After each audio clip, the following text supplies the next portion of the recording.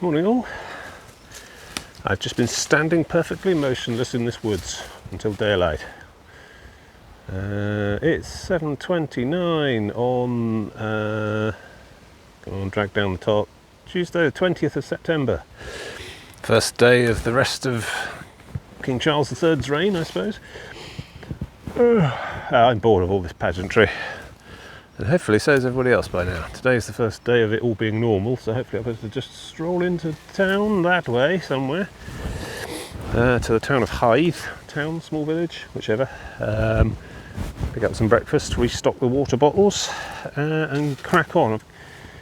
Hello, my name's Tim, by the way. How to murder feet, it's a thing I do. It's a kind of old man of the sea for the modern age. Old man and the sea, or of the sea? I don't know. I haven't been in the sea. I've been near the sea. I'm quite near the sea a lot of the time, but never go in it. Yeah, I just been well. I wouldn't say woken. I was up and getting packed and basically finished packed, and then a tiniest little diesel locomotive you ever saw went past from that way, from left to right, which caught me by surprise. He was chuntling along. It was just a little diesel cab and a little tender on the back, no carriages. I mean, I knew I would be safe yesterday because everything was closed yesterday because of the bank holiday and the respect and all, but I thought this morning, because I actually did download and check the timetable, and I didn't think there was the passenger service through here till about 10:30, so by which time I thought I'd be long gone. But yeah, there was a cute little log. He didn't notice me. I was in the shrubbery. And he was busy keeping an eye on the track, I suppose. But yeah, I desperately scrambled to get the phone out of the pocket, but unfortunately he was gone before I could film him. So, but I think we're following that track a little bit today in the early part. So if I see another one, I might let you see it. But yeah, so I've had a think, because I did very well yesterday. I did about 20 miles or so, by my reckoning. I don't know if I massively overestimated the distances when I was planning the trip initially, or whether I just did more yesterday than I thought, but checking with Google Maps and route findings and things like that, and I mean, bearing in mind Google's good with routes and distances, it's just the time. It thinks I walk at 3 miles an hour, which I really don't. Not sure many people do really, unless they've got a brisk jog on for brisk power walk for catching a bus or something, but yes, it thinks so. My original plan was from St Mary's Bay, which was down there somewhere, quite a few miles now actually it turns out. I was going to walk all the way through Hythe and Folkestone and then try and find somewhere to camp on the far side of Folkestone, which would have been quite a short day anyway. I think it was down for like 13 miles or something. But now I've pushed quite far ahead. Anyway, yeah, so from Folkestone, the other side of Folkestone, I was then going to head on to somewhere a bit further beyond that. I can't remember where that was even called now. And then, so that would be another day. And then another day after that would be a place called Cliff's End, near Ramsgate. And then after that would be another final half day, 10 miles, big push, early morning start, and putting me in Margate for lunchtime on the Friday. Now, I think... If I push hard again today, it wasn't that hard really on the feet and stuff. I've well rested, slept very well, assuming I did sleep. No, I just stood here doing no camping at all night, but I'm rejuvenated enough to be able to do push like that again, I think, today. So I'm heading for somewhere called St Margarets Bay now. It's a bit further round beyond Dover. So basically I'm going to get most of what would have been 2 days done today, and then attach the rest of that remaining half day onto the short day I would have had the day after. Anyway, long and the short of it is I've got 2 more nights, I think. One halfway between here and this Cliff's End place, one at the Cliff's End place. I don't really want to push beyond that Cliff's End place. That's sort of non-negotiable really, because that leaves me half a day away from the train station, which means I can do all the travel and stuff, so that's fine. Basically, I think I've ended up contracting a day again without realising. But so that does mean I've got 18 or 19 miles to do today, which I think should be all right. Just keep at it, keep plugging away. Rest the feet occasionally, but don't spend, whole hours sat around doing nothing, which I tend not to do anyway. And yeah, I think we're all good. But if I had hypothetically camped here all night, I would have probably found that actually when I took the tent down, it was drier than when I put it up, because these trees are fantastic for breaking up moisture in the wind and so on. Basically condensation. I find I get condensation in wide open places under open skies But camping near hedges or in trees does really cut down on the condensation effect on the interior of the fly sheet. I don't know, just something about it's like fog. You don't tend to get fog and mist very near hedges and trees, only on large flat open spaces. Presumably it condenses out onto the trees or something. But yeah, so yeah, it was like an enchanted elven glade here. It was marvellous. It's all these silver birches, are they? I think so. Yeah, just delicate. I honestly, the wind came up during the night when I was stood here not camping, and it sounded like it was really heavy rain, but nothing came to the forest floor at all. I don't think it rained at all, actually. I think it's just the noise of the leaves. Had a bit of loud bird squawking and squabbling going on at dusk, but throughout the night it was pretty quiet, or quiet enough for me not to notice. And had I been camping, I would have found that this ground was a bit lumpy-bumpy, but I would probably have managed to sort of twist my spine a bit so that I ended up nestling into the hollows of it all. So it probably would have all been fine, but I didn't camp at all because that's wrong and bad and destroys the earth or something. Sets fire to orphanages, wild camping does. Right, so yeah, pretty much ready to go. I'm just going to mount up and hit the trail, crack on into Hythe for some breakfast, and then yeah, busy day, long day, but that's okay, that's what I do. So yeah, we're basically going to be going Folkestone, Dover, and then out the other side, up onto some cliffs, probably a bit of high walking, but hopefully not too up and downy. But you know, you do the miles that are in front of you. Good. Speak to you again a bit later. There we go, 7:47 and we're back on the trail. Quite pleased with how close that was, actually. Didn't have to make a massive detour. So, yeah, back on walking. So, yeah, another little level crossing there. This dinky train. I hope I get to see some of it in action. Mind you, the first passenger service through here is 10:30 apparently, from Hythe down to Dungeness on the end. So quite a journey. I mean, it took me all day to walk. To here from Dungeness. Well, no, actually, it took about half a day to be fair, because I had to walk down there as well. But yeah, so it's quite a significant journey. There's obviously tiny little train tracks there, Hornby scale. This isn't part. I don't think this is part of the national network. I think this is some sort of little local preservationist engineering society thing. An inland detour at present through the suburbs. I think I'm okay. This is so basically, because there's a massive military firing range on the beach just at the end of yesterday, they decided, instead of just making you walk along the fence into oncoming traffic, they divert you off into this little suburban idyll. It's a cycle route follows this as well. Presumably at some point further down here we rejoin the main coast path and carry on.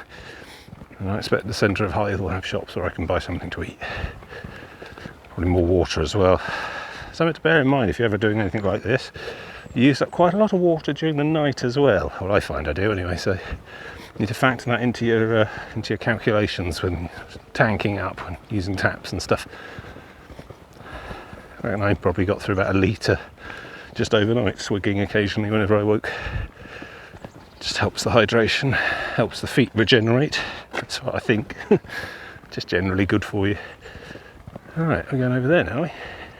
I'm looking for these little sort of pointy rectangular ones now. It's not proper wooden fingerboards, but we're in a town, so England Coast Path. There we go, proof I'm not lost. Quite glad about this inland detour, because it allowed me to find that detour that let me find that bit of woods I stood in all night and didn't camp in. Over there, is it? Good. Oh, culture. Approaching aircraft, sounds from the sky. Try the model acoustic mirror on the opposite bank with a friend. One of you crosses the bridge. Yeah, well, that's obviously group content, isn't it? I'm more of a soloist. Interestingly, though, that's just a mock-up over there. I think you can see it. Yeah, just the other side of this bridge. Literally, you stand here and you shout, and the parabolic nature of that concrete over there, which I'm not in zoom mode, means they can hear you perfectly, even if you just talk like normal speaking voice like I'm doing right now. Of course, these are the real ones. These were essentially a prototype technology before radar turned up, really. They were trying to listen for aircraft noises. All surviving acoustic dishes are on private land, can only be visited by permission of the owners. Yeah, there you go. Anyway, I think I'm heading down here next. I might see some of that stuff on the cliffs around here, actually. Once we get up and past Dover, I think we might be able to find some of the old concrete bits and pieces. This is that military canal we saw at Pett Level. I think it just hugs the edge of the hill line, the North Kent Downs, sort of cutting off the whole Dungeness Peninsula, essentially. I think it's the same one. Yes, I think we might see some interesting concrete stuff on top of the cliffs as the path goes up past Folkestone. Maybe around Dover, I don't know, we'll see. For now, I'm mostly concerned with my stomach, which is fine, but empty. Yeah. You know, I didn't think I'd be doing canals again anytime soon. This takes me back to my very first trip, my very first video, which was essentially doing this, but for like 23 miles in the middle of North Hampshire, Berkshire. I haven't seen any narrow boats on this one. Maybe it doesn't have any. Maybe they didn't do them on there. I always quite enjoy walking faster than a boat puttering along. It's an enormous sense of progress. Yeah. To be honest, I think given the distribution of weeds and growth in the water, I'd say it doesn't get any boats. It just is. It's just here. That's probably important during the war. Military canal implies, I don't know, troop movements, materiel. Yes, this connects back to Pett Level. I could have basically chopped off a day and a half if I'd have just followed this path from there. I think we crossed it on a little footbridge about 2 days ago, just before Camber Sands.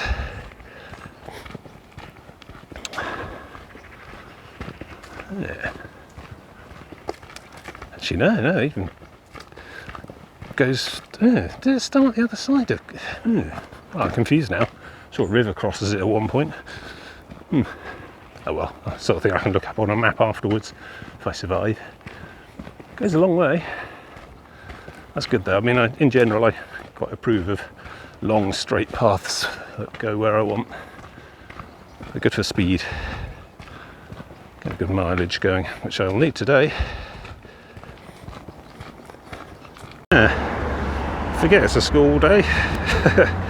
Yeah, that's the station for the railway. So I've basically walked the entire length of that mini railway now.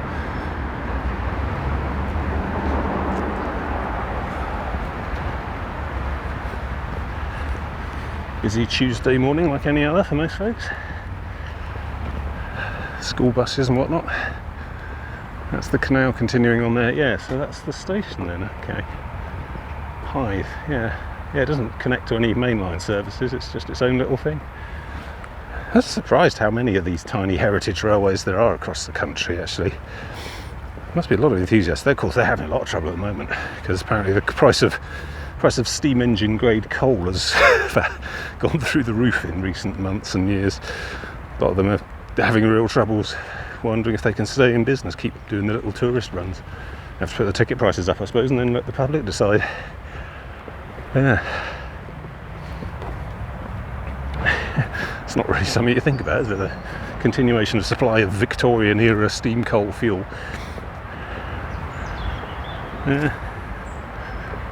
Ooh, there's a plaque. What have we got here? School of Musketry, Royal Military Canal. Oh wow. The height of the Napoleonic Wars, up to 15,000 soldiers were based at Hythe.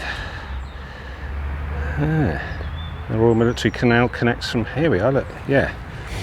So we went to Rye, we were in Winchelsea, or passed through it. Cliff End, yeah, Hastings came out of there. And we've just gone all the way around here. In fact, I've gone like up here, and then down here, and then back up here. So yeah, I could just follow the canal. That follows the line of the hills that we'll be going up onto, and it all terminates here. Folkestone, more or less. That's probably not a useful navigational map, but notice all the signs are in dual language French here. I guess I must get quite a few French visitors to this part of the world, because, you know, Dover's just there. Right. Keep cracking on. find some shops and things. That would be good. Looks like we're rejoining the coast then up ahead. Splendid. I was a bit nervous when I'm too long away from the sea.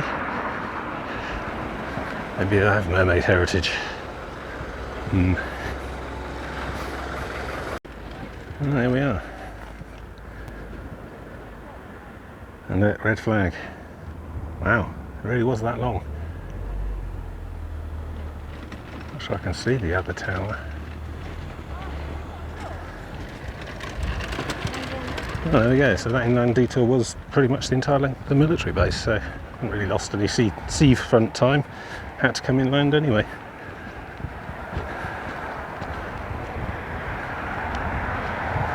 Just they divert you along the old military canal instead of trudging along a chain link fence, so that's nice. Right, back on task. That's Folkestone over there probably. So I think we're looking at sea frontage for quite a while now. I'm just in the mood for a breakfast ice cream. Probably something a bit more substantial too. Look, another Martello Tower style house. See the local iconography of the place, you know. People are really into their Martello Towers. Don't know if that even actually was one once or it's been converted. Don't know, I think it'd be quite odd to build one like that from scratch after the war's ended. Right, yeah, so just keep on track and grab along the seafront now because midweek clothes change, living the dream. But what I've discovered is that these trousers are relatively new. I've only worn them on one day hike so far, and I thought they were getting a bit warm even then. They're of a considerably heavier gauge cloth than the previous trousers, so legs start to overheat a little, but they are zippies, so you may be treated to the horrifying sight of my shins at some point today. We'll see. For now, heading for some sort of beach cafe. It is quite early. 8:33, not that bad.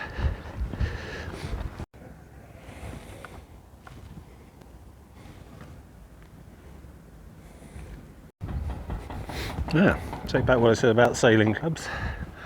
Very nice salmon, cream cheese and avocado bagel and coffee with from the little sandwich shop adjoining that one. So we're all good. I need to pick up water, so keep an eye on the next toilets. Find a sink or something, a tap, or just a small convenience store selling bottled water will do as well. Not fussy either way. We're going off from around the end of there, Folkestone. Somewhere to the north of us, a little bit to the east as well, is the Channel Tunnel Terminal. Massive rail yard where the M20 diverts down to a ravine in the hills there, and you can drive onto a train and then sit on that train for 35 minutes and end up in France. I think we'll be able to see the air shafts, and there's a trig point just above where the actual tunnel departs the coast. It moves along inland a bit first before it turns out to sea. So yeah, let's see that. But yeah, pretty much ready to forge on ahead now, and it's going to be pretty tame pedestrianism till the other side of Folkestone, certainly. Basically like this, I expect. Just a great big long promenade up to Folkestone itself. I'm not sure any ferries go from Folkestone, not from Dover, which is the next one over. We'll be passing Dover today, thanks to my revised schedule. Probably going to hit where I was planning on trying to sleep by about before lunchtime today. Another classic case of being able to do slightly more than I thought. I don't like to plan for that kind of over push though, because that then makes it really quite grueling from the offset. I'd rather plan an easy trip and then do better than plan a hard trip and fail, you know. Yeah. Hiccups a bit then. I think I must have quaffed that Danish pastry that followed up with a bit quickly there. So yeah, I'm all fed and watered anyway, but yeah, it'd be useful to top the tanks. Wondering about these trousers, whether to unzip or not. I mean, basically a gentleman never allows his shins to be on display in front of women and children, but or indeed other men. Yeah. Bit of sticky pastry there, but yeah. But, you know, and plus I don't like brambles and stinging nettles, so that's why I tend to wear full-length trousers on these trips. But we'll see, if I really seriously overheat I might have to unzip them. yeah, we'll see how we go. Just need to crack on now. Promenade my way to victory. And clear my throat a lot. Still promenading along. I like this. I like this. Good mile destroying straight flat level footpath right along the shore. If only the entire coast of the UK were like this, up to and including Scotland and the Hebrides. I mean, look, sea defence built in. It's mostly a sea defence. Just, you know, if you're going to build a massive concrete wall, you might as well put a footpath on top of it.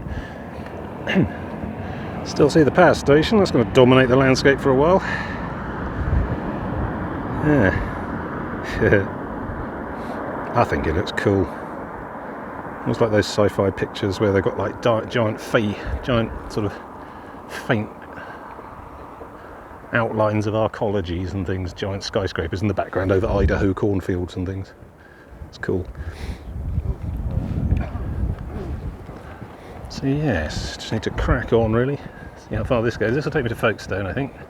From there we start to climb, and we'll be up on top of those white cliffs we saw, which we can't see at the moment because they're around the corner, but from over there we saw them. And then it's a day of cliff tops where I probably will be grateful for thicker trousers if the wind picks up a bit up there. Gentle breeze down here, it's keeping me from dying, you know.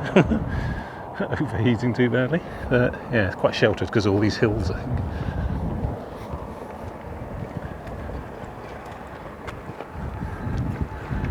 So, yeah, probably see quite a lot of cross-channel ferries once we get around the headland. Dover being perhaps the busiest passenger ferry port in the entire country. Oh, we have plenty of others, of course, but I think Dover really gets the volume. I think it's because it's just the shortest crossing to anywhere else. About 35 minutes, I think, 45 minutes on the boat, car ferry, 35 minutes by Channel Tunnel. I went on it once. It's weird, it's interesting and fascinating to begin with, and then you realise you're just basically, it's like being on a London Underground train, but in your car for half an hour. End up reading a book or something. Golf course there. Some big development going on over there as well, oh dear. Joggers and cyclists. Yeah. Oh, cloud. That's good. I could do with the temperature dropping a little. It's interesting. Massive hoarding going all the way along there. See this a lot actually. My map, good old the trustworthy Explorer series OS, has that down as more golf course. Basically, this golf course extends all the way along. Only now it's not. Seen this a lot actually, and where I live and other places, golf courses like carving off a bit and selling it for house development. So it seems to be increasingly common. So, you know, the massive long walk spoiled that I usually bitch about resolves itself eventually, just not really in the way I was hoping. Maybe some luxury housing estate at some point soon. Flats, seafront property, etc. And of course all the members of the golf club get a consideration when that happens, so they all tend to vote the right way. And everyone's happy. Your 18-hole course becomes a 9-hole course, everyone just goes around twice, I don't know. Yeah. One way to deal with the housing crisis, but I can guarantee you that won't be what they call affordable housing. So yeah, just stopped at Yon Garage to grab a bit of Volvic and a Cornetto as well, or anything from the shop. Yeah. Amanda Jane Young, 1966 to 2020. Sit here and breathe, see beauty in me, look to the sky, joyous day and night, listen it's free, make memories, love Amanda's place of happiness, XXX. Yeah, I mean, I've seen more picturesque benches of the dead, but the sentiment remains. Right, I'm going to stop and have an ice cream, but also need to fill my tanks from the bottle, at which point I will be ready for anything, fully provisioned and stocked and just ready to push on to wherever. Probably won't stop in Folkestone and get crossing up onto the hills before my legs overheat too badly. And then yeah, it'll be Dover mid-afternoon probably, and then on to St Margaret by Cliff, I think is, or St Margaret's Bay, one of the two. It's about 3 or 4 miles beyond Dover. That'll be for the day probably. I'll be up to about 18 miles by then. Probably feeling it a little, I expect. But ready to crash, I think.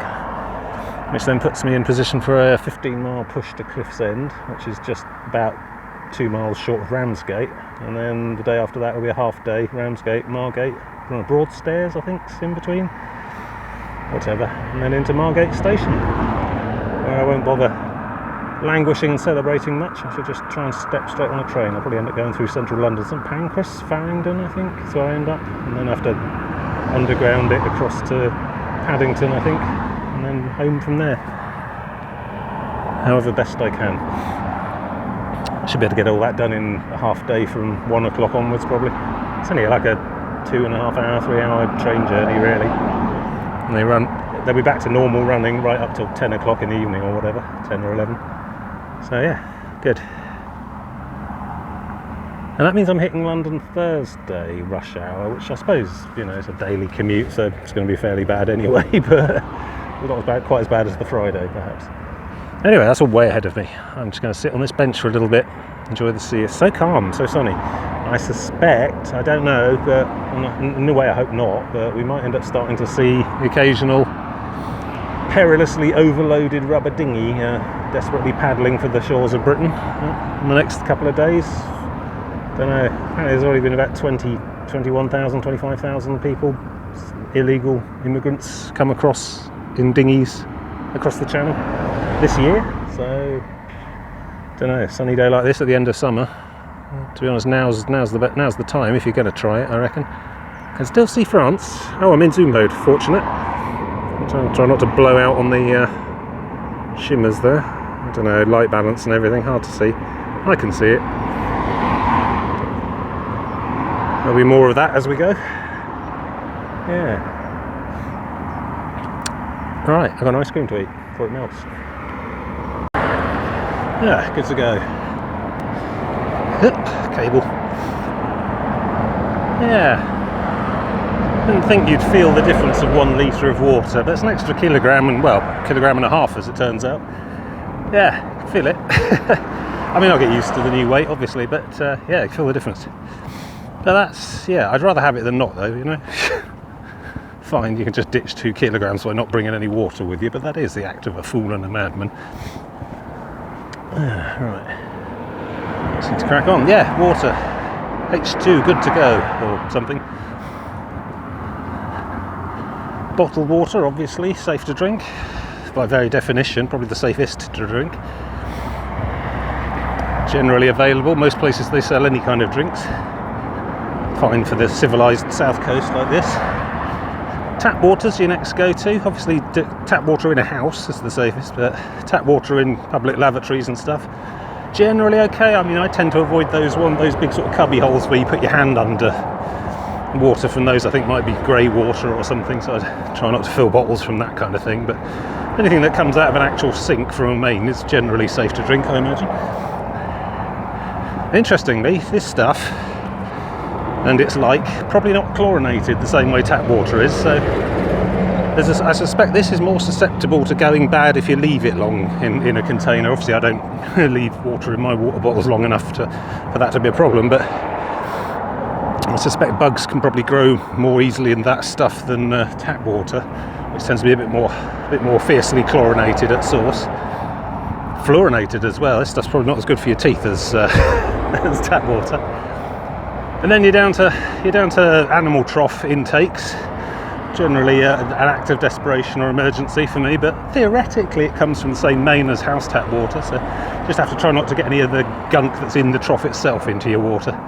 Try and disconnect the end hose or something if you're in an emergency. And then you're onto rivers and ponds and things, and yeah, there's a whole raft of outdoor expertise I don't really have. But I really must get some of those filter top water bottles that can theoretically allow you to drink safely from rivers. That very much depends where in the world you are. Some countries' rivers are better than others. I don't know enough to be able to advise on that, to be honest. Yeah.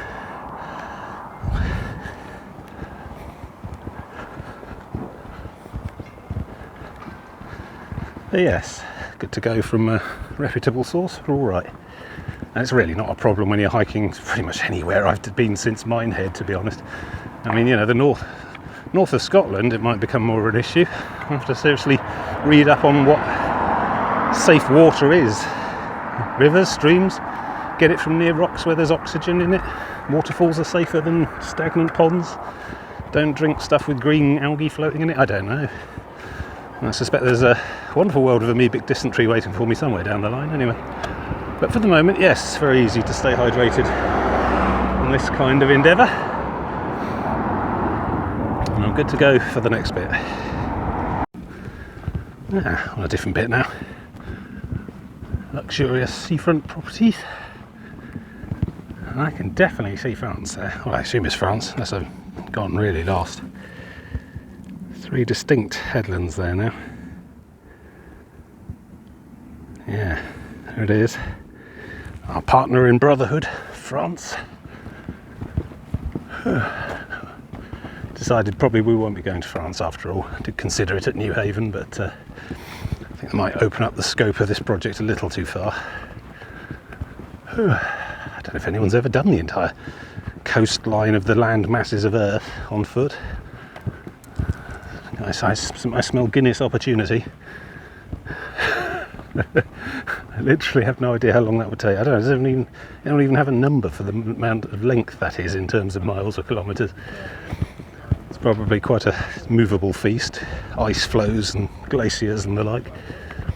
I mean, do we count the little atolls in the Pacific? Probably, yeah. Probably no more than a day trip for each one, but it all adds up. Probably more than the distance to the moon or some other comparable figure. Probably more than the distance to the sun, I don't know. I don't know. Exercise for the viewer. I'll have to look it up when I've got some bored moments after all this. That's rather sci-fi. It's like a moon base. Well, a sort of retro future 70s moon base anyway. Alright, this is Sandgate, this part. I think we go around the headland at the end for Folkestone proper. It's got a big old seawall, breakwater, Folkestone does. Shall see. I think we go to the foot of that, but we don't go out on it. But at the moment, yes, path not very controversial, quite easy to follow. I'm liking it a lot. Staying down on the foreshore too. A lot of hills nearby. I'm going to have to tackle that sooner or later. Certainly the other side of Folkestone, it's going to be up and away. About 100 metres up, I think, the cliffs around here, as a rule. As opposed to the 3 times that they are in Cornwall. But yeah, getting a good old yomp on. Time is it? How are we doing? 10:13. We're basically at Folkestone. That's good. Predict I'll probably be at where I was planning to camp by about 11:30. Yeah, it comes a point when compression of days becomes a necessity. Otherwise, I'm going to have to just literally sit on a bench for like 7 hours or something just to get back on schedule for the longer day stretch. And I'm just too impatient for that. I mean, just the fact of this very holiday suggests that I'm probably not very good at sitting on a sun lounger for 6 hours. I'd be doing an entirely different kind of holiday altogether. Right, let's keep at it. Another Martello. Sandgate Castle. Yeah, it's cute. I keep seeing signs pointing out to sea with French town names on. Sangat, 28 miles. Whimsy. 1539, there you go. Some accurate historical data for you for a change. Only just noticed. Excellent colour coordination on these beach huts. They do approve. Fills my sense of order. Like a paint swatch. Pantone beach resort. So yeah, a bit of a quiet, out of the way, not much going on seafront here, but the path continues, so it's all good. I think it might be Folkestone breakwater up ahead. We'll see. Around the corner then for something a bit more elaborate and busy, I suspect. And then we begin to climb. Yeah. I hear a drone. Where it is now. They're generally frowned on in most places, but I suppose if they're under the weight limit, they're okay these days. Yeah, so I can definitely see more of France now. So there's your 3 headlands, and there's a long flat bit to the side as well. By Jupiter, I think the world might be a sphere. See, that's basically it. Anyone who thinks the world's flat just hasn't walked very far along the coast. But there you go. Easy mistake to make, I guess. Nice to have proven it from first principles myself, though. I like it. Done some science today. We're obviously getting somewhere civilised. Look at that monstrosity. Yeah.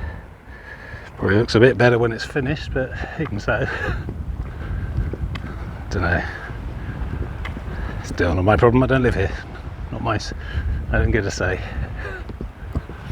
I'm sure it was fine with all the locals. Yeah, Philly boots.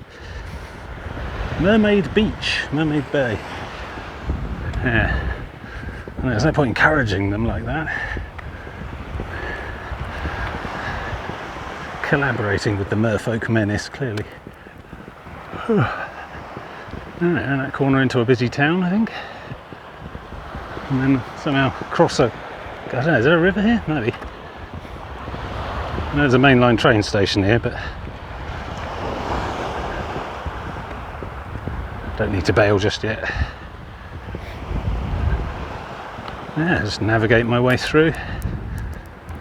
10:39. I don't think I need to stop for lunch really. Had quite a lot to eat already so far today, so we're all good.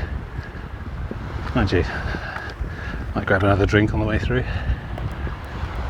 Yeah, walking well though.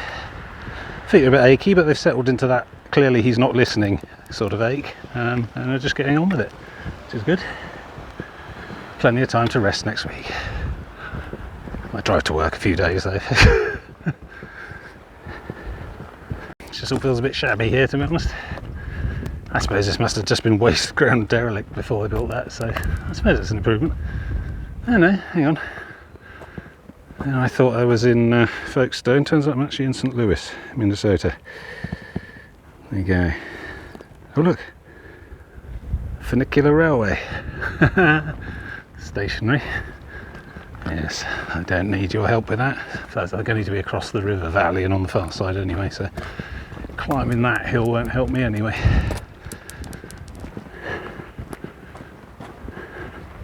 Go on then, let's read the blurb. Play buzzword bingo. A collection of unique apartments and townhouses with stunning seafront views where the land meets the sea. Not as unique as you might think. I've been a few places along this coast, seen a lot of things very similar to that. Yeah, no train for you.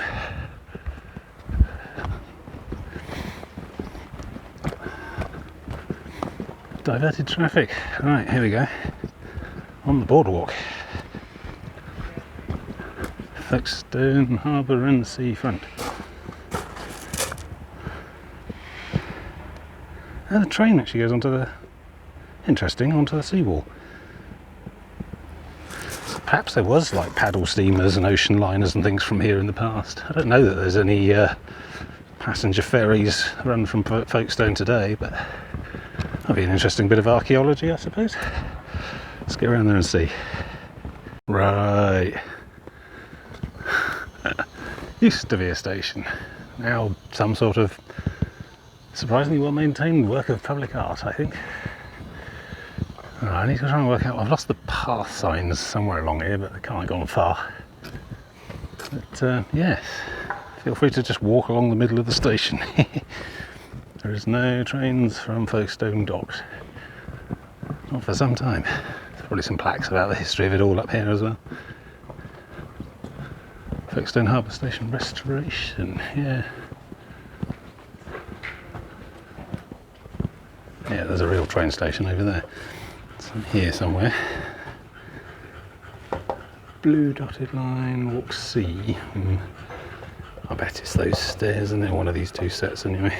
Alright, well, back along this harbour. See where we are? Very surreal.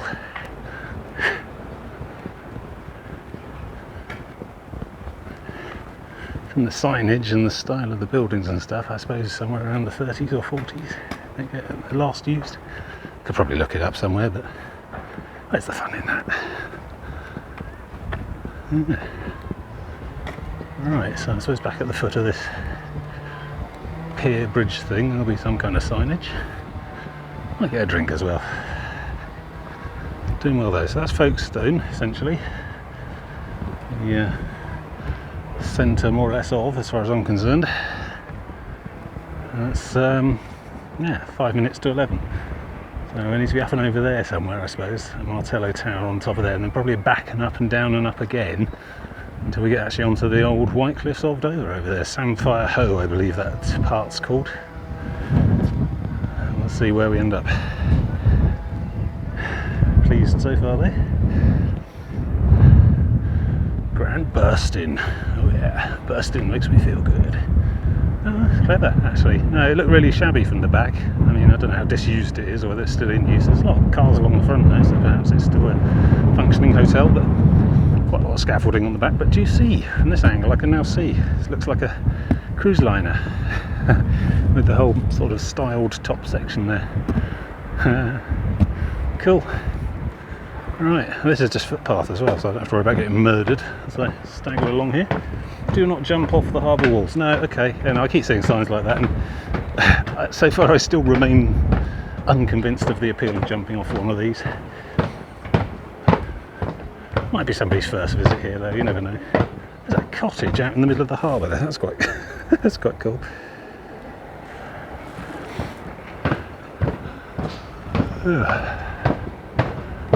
Yeah, should be able to find a cafe or something just up ahead, or a pub, whatever.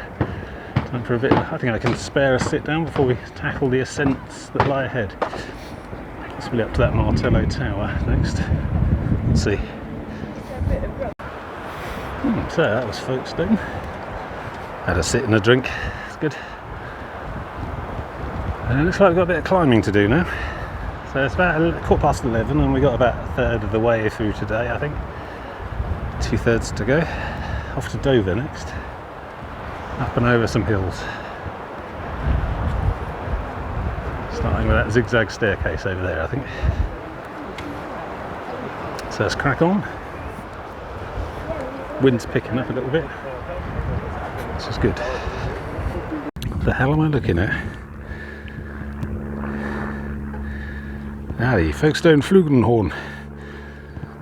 Legend has it, a perfect lower sea fifth projected through there can destroy Spanish galleons as far as 80 miles away through sheer resonance. Is that a tent underneath it? Because I've been just passing a whole load of signs that say no sleeping, minimum fine £1,000. So, yeah, odd place to pitch.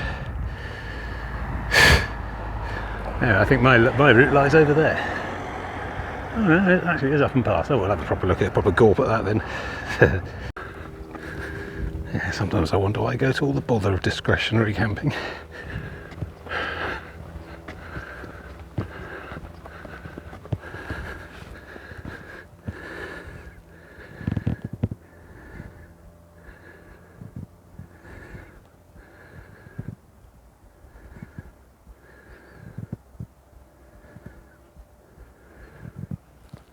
Yeah. Textbook example of what not to do there. Still there at 11:13 midday, right next to the path where everyone can see you. I don't think I have a rule about camping underneath enormous alpenhorns, but probably I would if it came out more. Yeah, he's basically, or she, is just relying on luck there, frankly, to keep them safe from whatever consequences might follow. Now I'm having to use my initiative a bit here. That sort of looks like an E and a C. Could be England Coast Path. Mind you, I'm not sure you can go any further that way, so up and away. I don't know, right next to a sign that says no camping, £1,000 fine as well. Foolhardy or witless, one of the two. I mean, I was sort of aiming for the other side of here for tonight, but probably what I'll end up finding is this is a golf course. Just going to follow the edge, hope for the best. Probably the sign is from the big tower. Yeah, I was aiming for somewhere a bit further on than this, but outskirts, that's the thing.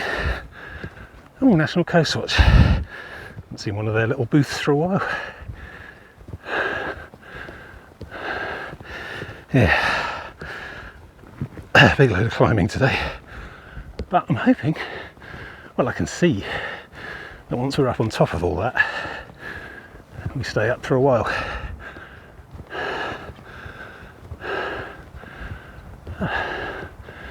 Right. Get navigation to work out. Yeah, so you can sort of see the caravans down there in the centre, not in zoom mode. That was sort of where I was aiming at. Obviously I'm not an actual member of the Caravan Association of the United Kingdom or whatever, caravan club, but it implies that there's flattish scrub nearby. I was going to try and go for somewhere around there, but this is not even halfway for today now.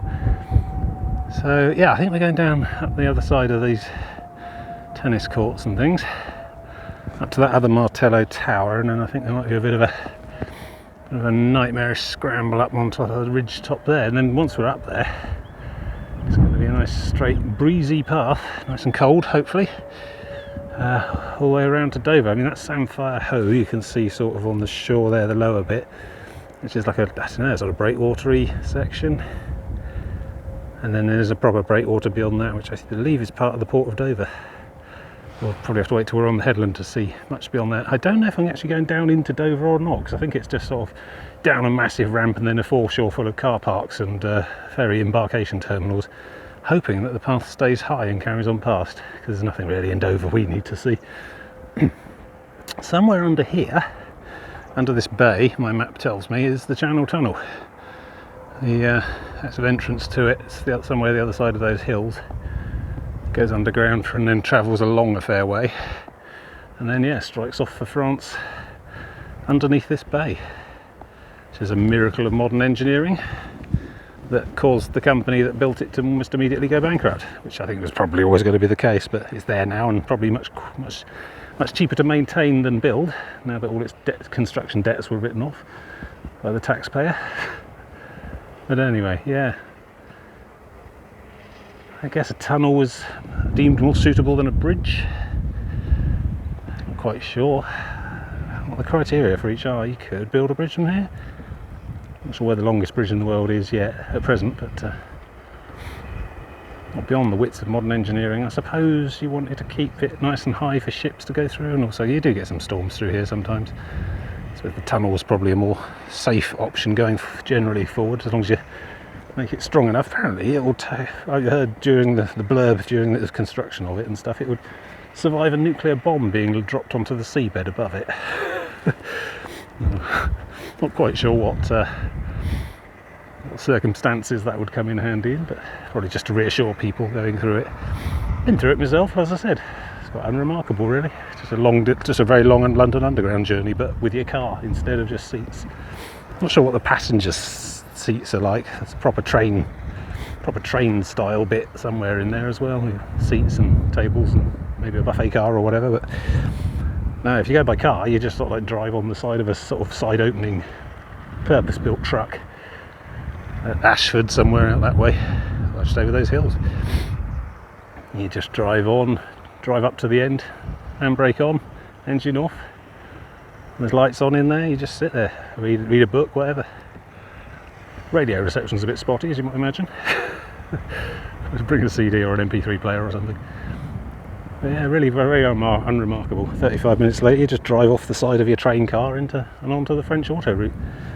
Well, I suppose that's what you want really, with a mass transit system like that. Minimal fuss.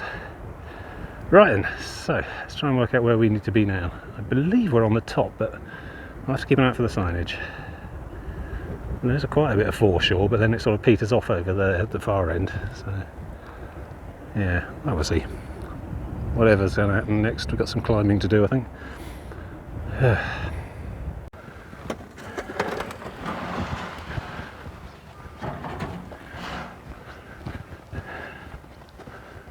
Archaeological dig. Roman villa under there apparently. You see some of the brickwork. Fascinating.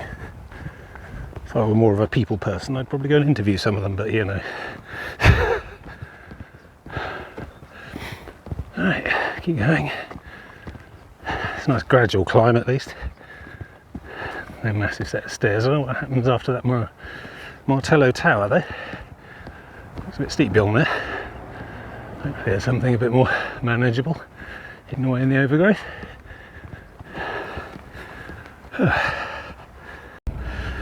Here's some context.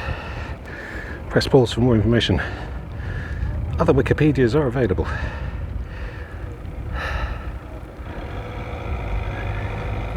That does seem harsh, but they only just read the small bit in brackets.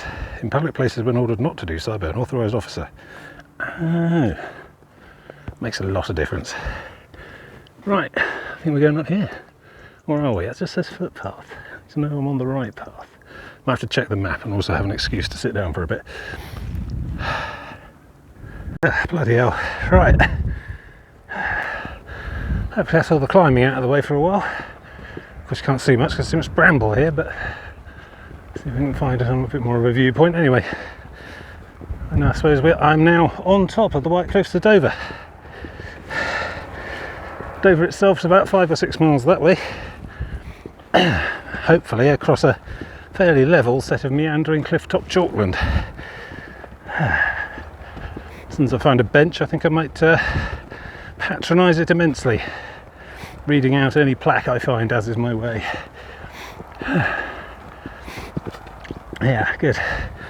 I suppose it ought to have occurred to me, really, as I meander along the shorefront, that at some point I might end up on top of the White Cliffs of Dover. Oh no more hills to Yorkshire. I do talk a lot of crap sometimes. Right, oh, there's all sorts of side paths that meander in and amongst the tops there, but I think I want to stick to the North Downs Way. Yes, there's that as well. I'm now following the North Downs Way. Of course, these North Downs are not very north from where I normally live. But I suppose everywhere's north of somewhere, short of the North Pole. So yeah, this is probably the North Kent Downs, but known as the North Downs Way, presumably. I've no idea where it starts and ends. Well, I mean, presumably it ends in Dover or Ramsgate or Margate, because there's not much other places to go that far beyond there, unless it goes down into the tunnel. Just a big spiral staircase at some point, and then 20 miles to France. Yeah, this is more my style. It's nice and breezy up here, and that sort of hawthorn, bramble shrouded mud track along the tops. That's my sort of terrain, really, where I'm most at home. The railway runs along the bottom in there, goes into a tunnel before it goes to Dover. Main line, that's not the Channel Tunnel railway at all. That's already gone underground over there somewhere. Yeah, see, I was planning on camping down there somewhere. Chancing my luck. Some of it down there is actually marked as campsite, so you know, that was the plan. But I'm already there. I've already done the big climb for today, and it's about midday. So as I predicted, reach the end of today by midday. So it gives me the whole afternoon's bonus mileage. Although thanks to my rescheduling, I'm in fact probably about 2/3. I don't know, probably not even halfway really. Halfway between here and Dover would be halfway. So a fair bit to do. But I think I've got plenty of time to do it in, to be honest. 7.5 hours till sunset. At a conservative 2 miles an hour. Shave off that half hour for sitting around drinking lemonade. That's still a theoretical 14 miles before sunset. And I don't think I need to do anywhere near that much. Probably 10 at that, if that. Maybe even 9 by now, who knows. But yeah, still hale and hearty. Although I really could do with a bit of a sit down to recover from the short-term exhaustion from that hill climb. But yes, as far as I can tell, it certainly follows the tops of these cliffs to Dover. I don't know if I dip into Dover and then have to climb back out again, or whether it just scoots along the top. Because I think Dover itself is actually a little bit inland. I think what we're going to pass on the shore is the Dover Ferry Terminal, which is its own little mini village, really. Lorry parks and shipping container terminals and whatnot. It's not even heavy freight either. I think it's purely, largely small freight, you know, lorries that drive onto just ordinary passenger ferries. It's not like a shipping container terminal with massive cargo vessels nearby. Just a really big cluster of cross-channel ferries and accompanying multi-storey car parks and whatever. I wonder what that's like. Because you see, ever since we took back control, once upon a time, this country was part of the European Union and everything was fine. Bonjour, salut, hello, guten tag, etc. And going to France basically just meant driving down a ramp, being waved onto a ferry. They might look at your passport to make sure you were British or at least European, you know, in some fashion. And then away you went. Whole process, well, you just had to wait for the ferry to arrive basically. There's very little checking involved.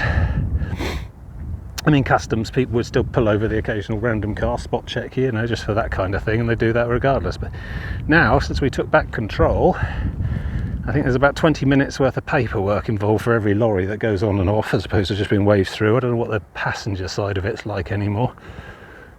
Presumably that you need to show that you've already got your approved online European visa sorted out before you've travelled, etc, etc, etc. There's probably no more green channel to just sail on through customs wise either. You've got to go through the red lane like someone from America or like Belize or Democratic Republic of Congo or something, and have all your luggage turned inside out. So I imagine it's as streamlined as the poor bastards manning the desks can make it, but I suspect it's probably still a lot less streamlined than it used to be. So we have this Operation Stack thing. Somewhere over there is the M20, who now has a permanent hard shoulder with basically parked lorries on it as they shuffle their way through the queue to get in and out of on and off the ferry. And I imagine it's similar on the French side as well. Wow, you really can see a lot of France from up here. So if I'm down there, I can see some of France, and if I'm up here, I can see more of France. Almost as if being at a higher angle of elevation helped me see over the curve of a sphere. You know, these round earthers might have something. Anyway, yeah, so I suspect, well, I don't know, Dover is probably what Dover is. I mean, you can see some of the ferries shuttling backwards and forwards there right now, those white ones in the middle distance, they're Dover passenger ferries, backwards and forwards. I think it's about 45 minutes by ferry to Calais over there. I don't expect the turnaround doesn't take too long. Backwards and forwards all day, very busy place, more so now than before we left the European Union, I expect. Mind you, I suppose there's not much demand for it anymore now we've left Europe. I can't imagine, I expect it's just desolate over there. I don't think anyone even travels anymore. Nobody goes to France. Who wanted that? That's why we all voted not to be part of it, I'm sure. Anyway, tedious politics, it's all over and done with now, that. Well, except the whole Northern Ireland cluster fudge, which is still not sorted out. So I'm not sure Boris can even have said that during his term before he was ousted that he took back control and got Brexit done, because he hasn't really.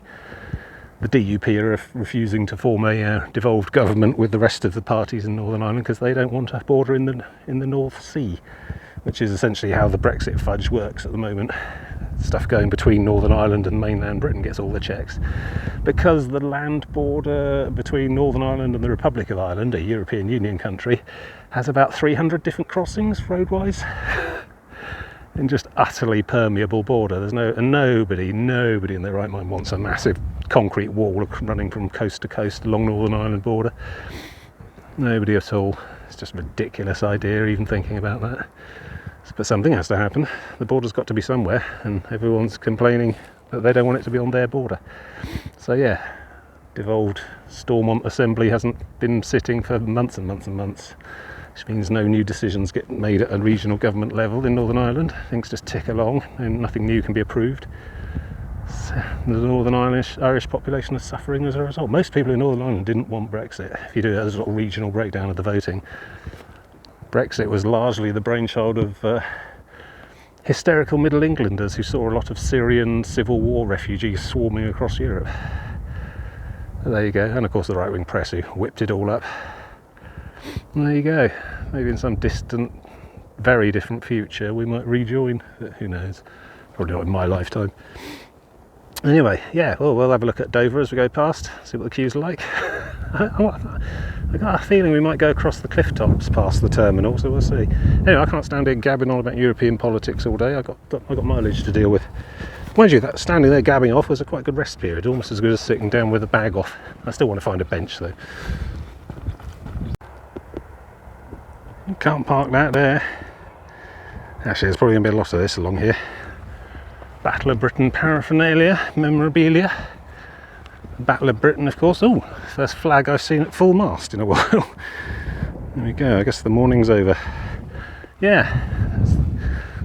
I don't know the precise dates and history, of course, because I'm an ignorant person who makes shit up to fill time on a video, but this is pretty much... Here we go. Welcome to the Battle of Britain Memorial. Please observe notices below. Oh, adders, right. Yeah, do not climb the aircraft or the monuments. Okay, keep away from the edge. Adders, right. Been a while since I've been worrying about adders. Yeah, obviously the sky's over here, feet with the setting for the one of the pivotal points of the end of the Second World War. Massive German air attack fought off by British air defence in an attempt to gain aerial superiority ahead of a proposed German landing on the United Kingdom, I suppose. I guess Hitler knew that you couldn't really swarm up the beaches whilst you're being strafed and bombed by Spitfires. So had to take out the Air Force first, and failed.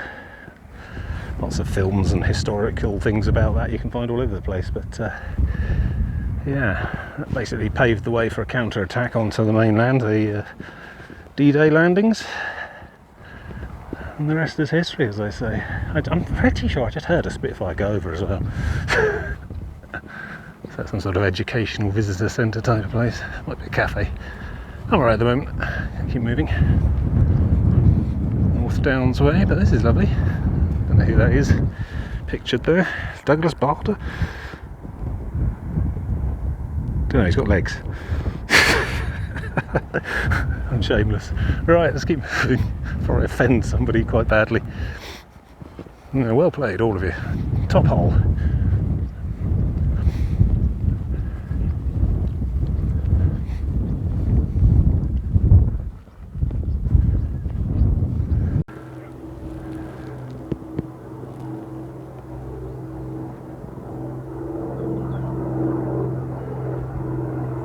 I lost it.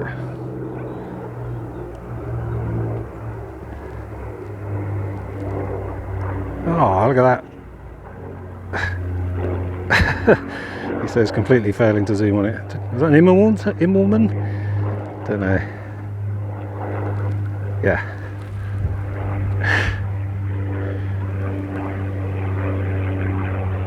There you go, every single day. Spitfire flies a solitary patrol around the entire circuit of the United Kingdom, as we see. If that's a Spitfire, I think it is a Spitfire, yeah. Can't tell that between that and a Hurricane, to be honest, but... Oh, good. Very apt. Alright, I'm going to keep moving. It's all going on here. North Downs Way, Saxon Shore Way, and the England Coast Path. All this way. I'm hitting 3 birds with 1 stone. Yeah, it mostly stays on top. I definitely need that bench now. Oh. Feet down for a bit. 12:30, plenty of time, doing well. You can definitely see that is an entirely different country now, can't you? It's almost like it isn't make-believe. That was always France was where you were said when you were bad. Look, you can see beaches almost there. Sort of faint yellow lighter coloration along the shoreline. Don't know where any of these places are. I just couldn't point out Calais specifically anywhere along there, but it's a big long thing full of people with their own hopes and dreams and everything.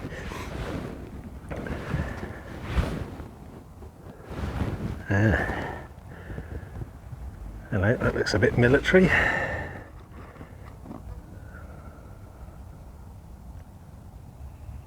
What are you?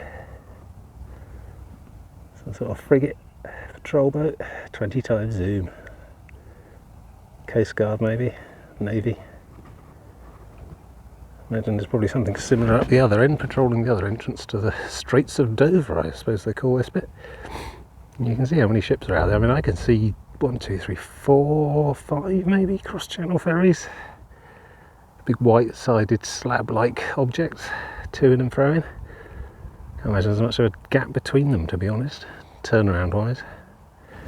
Just such a weight and such a demand for it all, I suppose. I don't know. I'm not sure. I'm actually sure. No idea what the queue's like. Do people just not bother anymore? I suppose road haulage just has to suck it up and get on with it, really, don't they? Try and deal with the new European future, or lack of. Tariffs in and out and all the bits and pieces. Because before Brexit, I don't know, I suppose perhaps still to a certain extent, say the average, I don't know, car, the parts that make a car would have gone across the channel about 4 or 5 times as different pieces are assembled and then shipped back to a different plant and so on, and that was all fine back then, but now it's probably quite problematic. Tariffs and whatnot. I don't know. I suppose everyone just gets on with it. Probably has contributed significantly to the cost of living crisis though. I mean, yeah, I know there's a lot of other factors involved as well, but cost of Brexit's bound to be part of it. Listen to me gabbing on. Just enjoy the view, Tim. Everything has to be significant. But yeah, loads of boats out there. How many boats in total? 1, 2, 3, 4, 5, 6, 7. See a lot of them on the very far horizon. 8, 9, 10, 11, 12, 13, 14, 15, 16, 17, 18, 19, 20, 21, 22, 23, 24, 25, 26, 27, 28, 29 just around the corner there. So yeah, there's about 30 large vessels just I can see from this hilltop, and this hilltop, well, France is by definition about 20 miles away. Yeah. So in this 40 mile span of 20 mile width channel, you can see 30 large vessels of various descriptions, tankers, containers, ferries, destroyer, frigate, and this is just a random, it's 12:36 on Tuesday the 20th of September, just an ordinary day. No like regattas going on, no big races or anything, this is just typical day's traffic out there, I guess. 30, I probably can't make out all the vessels that are in shot here. There's probably a load more further out toward the French side that I can't pick out with my eyes. This is just naked eye, I'm not zooming with the camera, but yeah, very busy bit of water, which is part of the problem when you stuff 50 refugees from Somalia or Syria or God knows wherever into a rubber dinghy and then just tow them out into the middle and hope they get picked up. And there's a significant chance of them being actually hit by one of these things. Most of these boats out here have a stopping distance of about 1/4 of a mile to half a mile when they're under full power. They can't just stamp on the brake. They don't really have a brake in that sense. It's all done by counter thrust of the engine and coasting and careful piloting. Basically, if you get one of those bearing down, it doesn't really matter what the convention of sail before steam says. You get out of the way if you can. But of course, now a lot of these little dinghies may not even have a working outboard motor. Who knows? Yeah, there are people who swim across this. It's 20 miles at the narrowest point. I don't think we're at the narrowest point yet. I think that is literally Dover, but we're not far off. Only about 5 miles away from Dover at the moment. Now, if that was solid, just flat, solid, made of mud or whatever, grass, it would still take me the best part of a day to walk from this shore to that shore. I don't know what the typical speed of the average professional long-distance swimmer is. Probably a bit faster than walking, but I imagine you'd have to stop and bob around a bit to get you to just recover every now and then. You wouldn't be able to do it non-stop in one go. And nobody just drops their clothes on a beach and swims to France. They've got support boats, they've been training, I think they have wetsuits, or they cover themselves in goose fat or something, whatever. It's it's quite an undertaking, sort of thing you train for a while. It's essentially a water-based marathon. Marathon, basically, obviously, by definition, 26 miles running. Yeah, so if I were to be able to somehow walk on water, that would still take me a day to cross there. And people swim it. It's remarkable. Yeah. Right, well, I think I'm rested it. Another swig of water and bag up and carry on along the tops here. Wind seems to have died off. I think I've been blocked by these houses, but it's deliciously cool coming over around the top there. Could do more of that. Compensates for my trousers somewhat. But it's an absolutely glorious day. I can't believe it's like last week in September. Mind you, it is why I picked this week specifically in the year. Acceptable compromise of enough sun and enough weather, but not too much cold and too much rain. The opposite end of the year in May, so when I do my best hiking. Alright, it looks like we just carry on along the top here then, really. Look, there's a few small down and ups, but nothing like down to sea level and back up again, so just take those in my stride. But yeah, mostly it's off along the tops there, a bit exposed, but actually exposed is good in this conditions. It's a bit hot still. Couldn't tell you the temperature. I'd have to look it up. Feels like about 16, 17, 18, somewhere around there. So it's not so hot that I'm dying, but could do with it being a bit cooler. I don't know where the thermostat is, so.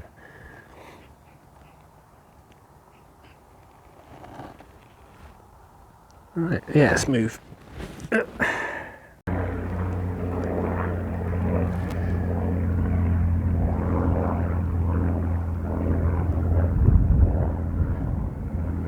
Keep losing it. This is why proper people who try this have tripods.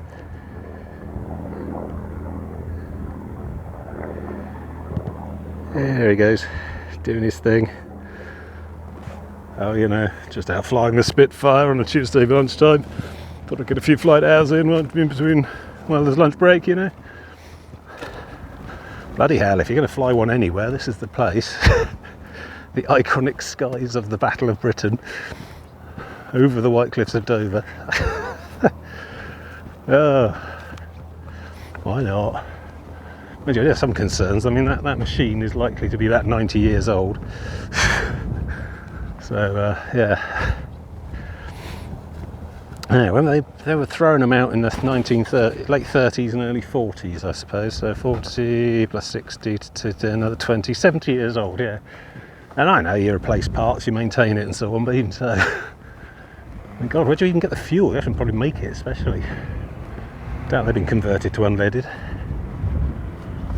You wonder how safe that kind of thing is. It's all very well, you know, driving a reconstructed steam engine along at like 20 mile an hour along some rural heritage railway, but that's a different ball game, I think. Yeah. I can only hope they're subject to a rigorous battery of airworthiness tests on a regular basis before they go up and do that.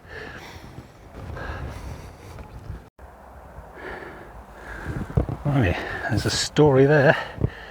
I think it's a tent, backpack. Some sort of pole for putting hanging plants on. Don't know. Yes. My money's on polar bear attack. Never a good idea to keep unsealed food in your bag in a tent. Don't know, that bag looks burnt actually. Who knows? I was just thinking this bit of grass here might have made a good pitch as well. I mean, we're quite close to the edge, but it doesn't kind of collapse in one night with just a tent on. Go inland a bit that way. Yeah. And ninja camping goes bad. Mobile library. Haven't seen one of those in a while. Not sure I've been looking particularly, but unless it's just been converted as a travelling van. I think they've got rid of the logos probably. Oh, let's stop in for a browse.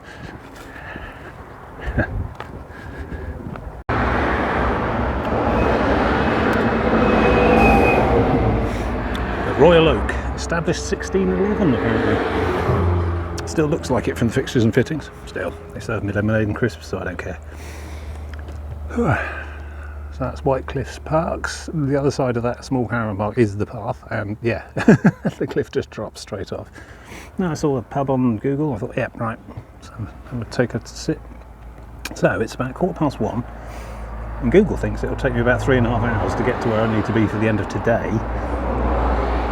Which is like, I don't know, 5 o'clock-ish, which, you know, Google thinks I move faster than I do, but even so, that's still, even at my pace there, it's not going to take more than probably 4 or 5 hours from now. It still gives me plenty of time to find a pitch and loiter. So I think it's good. So I can afford to take a few sits. I think it's basically small rests, but often works best for me rather than great big long 2 hours sit down with big lunch, you know, because I think if I sit for more than 15 minutes I get really stiff. And then it takes about another hour or so for that to go away. You should see me hobbling into a petrol station forecourt after on my way home from a one-day hike. Just usually I go to the first petrol station on the way back to get some snacks and stuff, and I can barely walk. I look like I'm 90. It's just terrible. But then, you know, within a couple of hours after that, I'm back to normal. So it's almost like a kind of living rigor mortis. It's very odd. So I've got me some salty crisps just to replenish the sweat a bit, stop cramps as well. Lemonade. It's about as good as water, but more flavourful. Vitamin C stops the scurvy, probably. I don't know, there's all sorts of electrolytes or something or other in there that just seem to work well for me. Water is important as well, but yeah. I mean, something caffeinated would work as well, various colas, you know. Probably Lucasades and stuff, they're quite good. Energy as well. I try not to go too much just liquid energy though, because it messes with your guts a bit. But yeah, we're all good, all good. It looks like it's clouding over now, a bit of a haze layer coming on above the puffy clouds. And that's okay, that sort of takes off the heat a little bit. Tell you, when you're on the cliff top, that wind is quite chilly, and that's nice, it really is. It's just really refreshing, it's nice. I don't know what direction that's all coming from, but it feels like an easterly wind, but I'm not sure it is. I think it's coming from the west, but it's a bit chillier than, well, it's the start of autumn, you know. And that's good for me. I mean, I've had to sit outside because it's just too warm in there, so I'm at that stage where being indoors makes me uncomfortable again. That's good. So yeah, just back down through that hedge and back onto the path and carry on towards Dover, I think. Be about 2 hours to Dover, maybe an hour and a half. Depends how often I sit and stop. It's going well though. So I'm going to finish my late lunch and carry on. Probably get something solid to eat in Dover and then press on to St Margarets Bay. I don't know what I'll find there at all. If there's a campsite nearby that's open and friendly, I'll use it. Otherwise, it's going to be another hedge for me.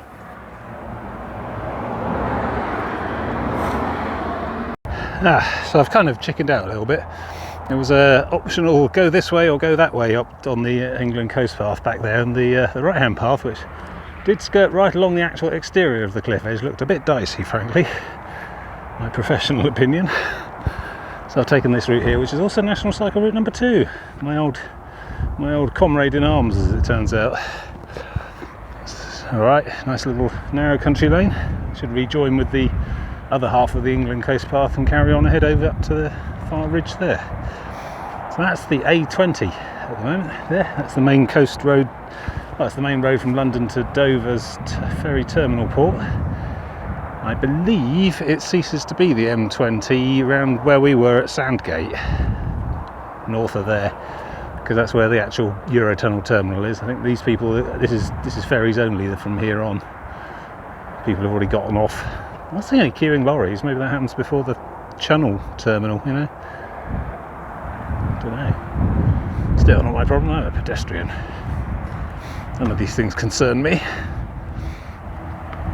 Yeah, so just follow along the tops for a bit now. It gets a bit more moorland now. I think we're getting away from pubs and cafes and little holiday parks. Here we go. Cyclists only from this point on. Operation Free Down. No unauthorised motor vehicles permitted. Road Traffic Act 1988. You'll be prosecuted with vehicles at risk can be seized and destroyed. Hardcore. These Kentish police don't mess about. Nuisance bikes. Clamping down on nuisance motorbikes in this area. Officers patrol regularly. Seized and crushed. Yeah. I think I'm broadly in supportive of that.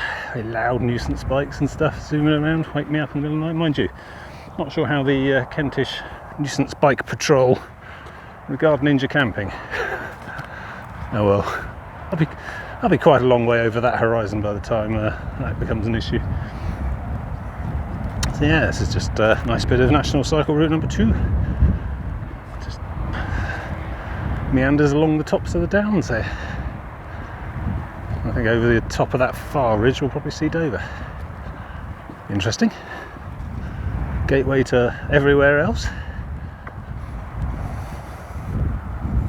It's brilliant. There's these little posts with poems on all along here. This one's called Listening Ear and it's quite long. Press pause if you want to read all the way through it. And there's even a QR code. But something underneath, never mind the poetry, what's this? And then drawn a picture of that. Yes, yes, that does pose the question, doesn't it? Don't generally approve of graffiti, but if someone's put a bit of thought and humour into it, I think it's quite cool. So yeah, no, I know what this is anyway. I know what this is.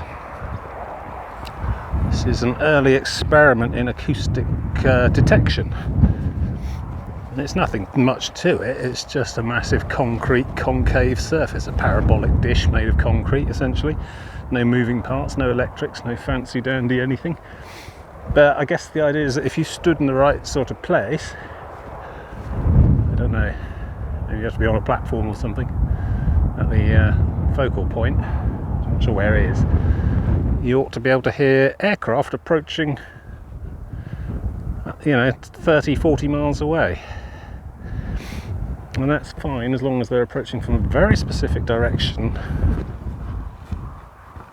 It's not really working for me because I can hear weird acoustic. Oh yeah, a little bit suddenly muffled. Maybe that's just because I'm in the wind shadow, but yes. So as long as the plane's coming at you directly from that angle, that height, and that direction, you might be able to hear it if you stood on the shoreline over here somewhere. I don't know where the focal point is. Probably above me. Probably got to be on some sort of scaffolding to be in the right position. And that may or may not have worked, I suppose. I don't expect this was ever designed as, the last word in our coastal defences during a time of war. This was a step in an evolution, I imagine. Because what happens with stars? What happens if you put that on a dish? Well, it is a dish. What happens if you put it on a turntable and then make the turntable spin? I don't know, say 1 revolution a minute or whatever. You could hear stuff coming from all sorts of different directions. You wouldn't be limited to just that particular lane straight out to sea. So you'd have to put the focal point up on the turntable as well. And then, what if you make the dish out of metal? And then, how about if we start firing radio waves at the direction and then listen to what comes bouncing back? Because aircraft and things don't normally give off radio waves normally, unless they're actually transmitting radio broadcasts for their navigation and communications and whatever. But if you were to then bounce something off and see how long it takes to come back, you could map that down to some sort of maths, and next thing you know, you've invented radar and won the Second World War. I mean, that is one of the credited reasons. Everyone says Battle of Britain, but I think the boffins who invented radar had quite a lot to do with it, our technological superiority. But yeah, this would have been one of the early experiments. You got a tall enough cliff. Who knows? It might not even have been a wartime thing. It might have been our people out there flying at it just to test the theory. Because it's a pretty stupid defence system that only works with one very straight line to the French coast. But yeah, I imagine they'd set this thing up, and then they'd have some fighter pilots fly out and then come back in on a very preset determined height and elevation and angle and stuff, stand here on the scaffolding listening and seeing if it would even work. Probably gives you an idea for the sizings. I don't know. I can't imagine this was any practical use during actual wartime, but as a theoretical exercise or a step in testing theories, probably quite useful. That's my theory as to what this is. Anyway, I'm sure you can find all sorts of Wikipedia on it. Maybe I'm wrong. Maybe it's just maybe it's Banksy. I don't know. Maybe it's just a piece of civic art before its time. Pretty sure. I mean, there's a couple more like this along the coast, I'm sure. But that's what I think this is. Anyway, I might be wrong too. Oh, there's another cycle route sign there. Let's get back on the trail before I get Acoustic down to sea.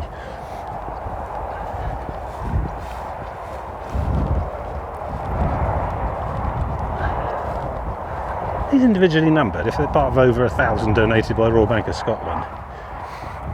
So they have a number system somewhere. Can you collect them? Put them in your jotter. Anyway, 3.25 miles to Dover. Took me about 2 hours, I suppose.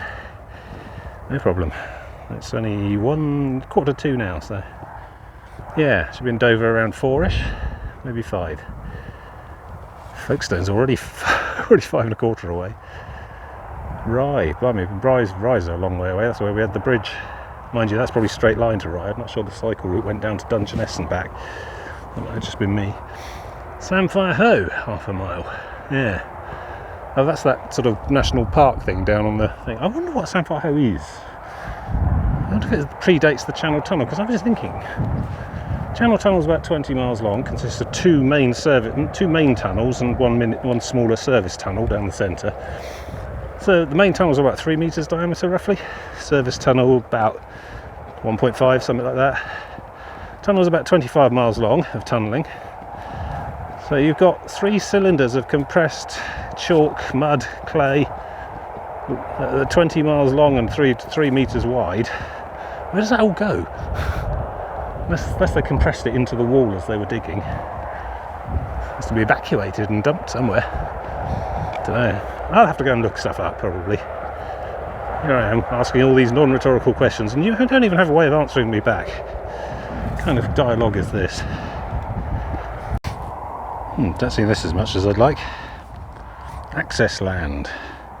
It's a different kind of categorisation. But I don't know if that means yes to wild camping, no wild camping. Probably no wild camping. Countryside code. The code. More guidelines.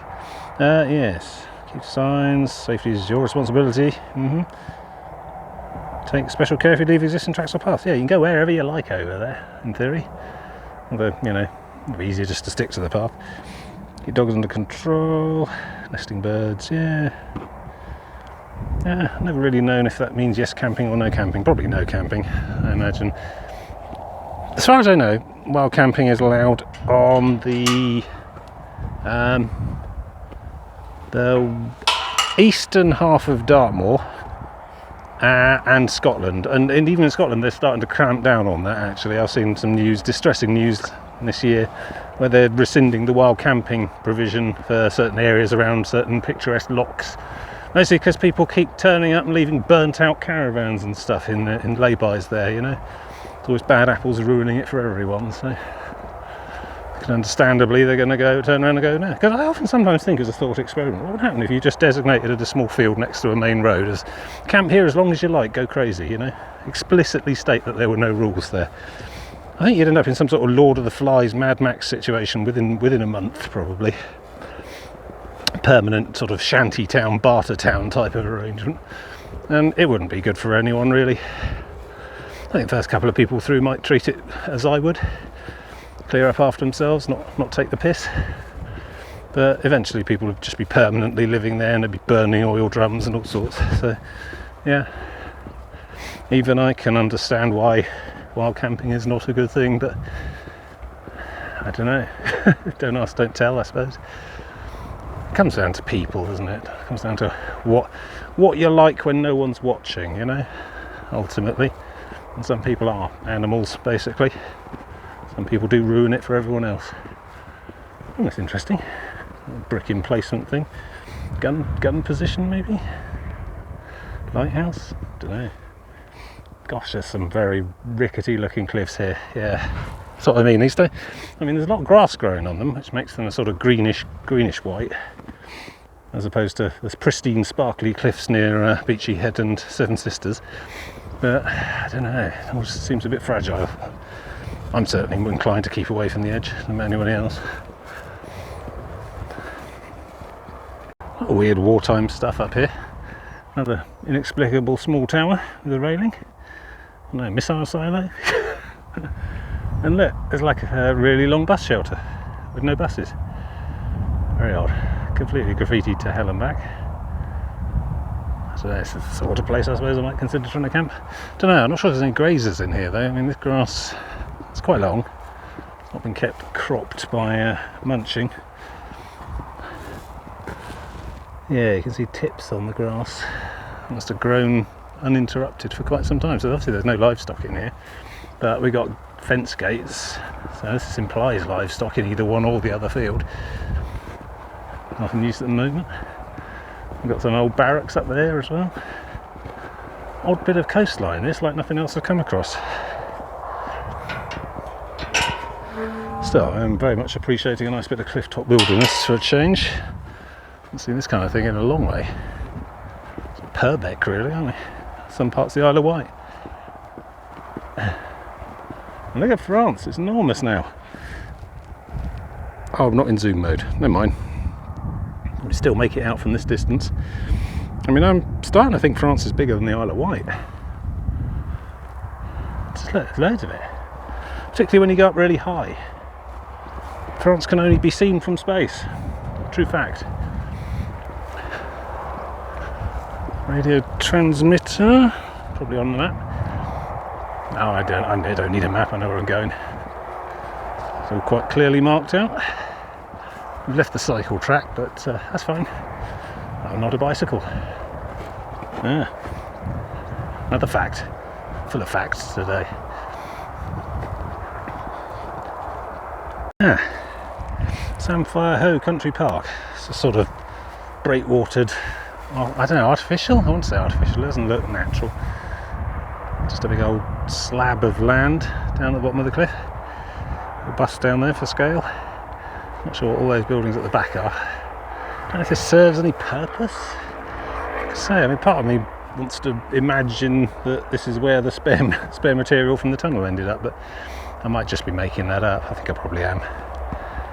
Don't really need to circumnavigate that, because as you can see, we're already on the top. So it's possible we're going to go down, I think, into Dover anyway, but then we'll climb back up the other side, I think, before we get to the Channel ferry port, and you can see the breakwater for the harbour there. More to see once we get a bit nearer the end of this ridge line, I think. But yeah, definitely progress, can't be far now. There's cows down there on it. Yeah. Is there actually samphire down there? Quite like a bit of that with sea bass. Quite salty, succulent sort of vegetable. Yeah. Time for a bit of a sit, I think. It's just about 2:15. And yeah, it's basically Dover over this next hillock or two. All sorts of wartime era concrete stuff up here. Observation posts, lookouts and stuff. Don't know if any mounted gunnery would have been up here, but I don't know how significant Dover was during the war itself. It's not a naval shipyard as such. It's not the source of, not somewhere like Portsmouth or whatever, but hugely significant commercial port, well before the Second World War ever broke out. I imagine ships have been going from Dover to Calais for hundreds of years. So yeah, you would have needed to have defended it somehow, or at least kept an eye on the thing. Yeah, doing well today. Long day, but you know, that's what I do, I suppose. I do find I have one speed, so I'll make the most of it, as long as the feet can hold out. I think short rests frequently are the way for that. Try and get in at least quarter of an hour every hour, that sort of thing. Well, 10 minutes every hour, I suppose. Try and make sure it's more walking than not walking, but yeah, ferry on its way out. Someone coming in. Some out there already. I can't actually pick out Calais here, I'm not sure. I don't think that's it. In vision, I think Calais is actually a bit further over. I'm not sure Calais-Dover route is literally the two closest land points. I think there's a bit of a curve, but yeah, pretty near though.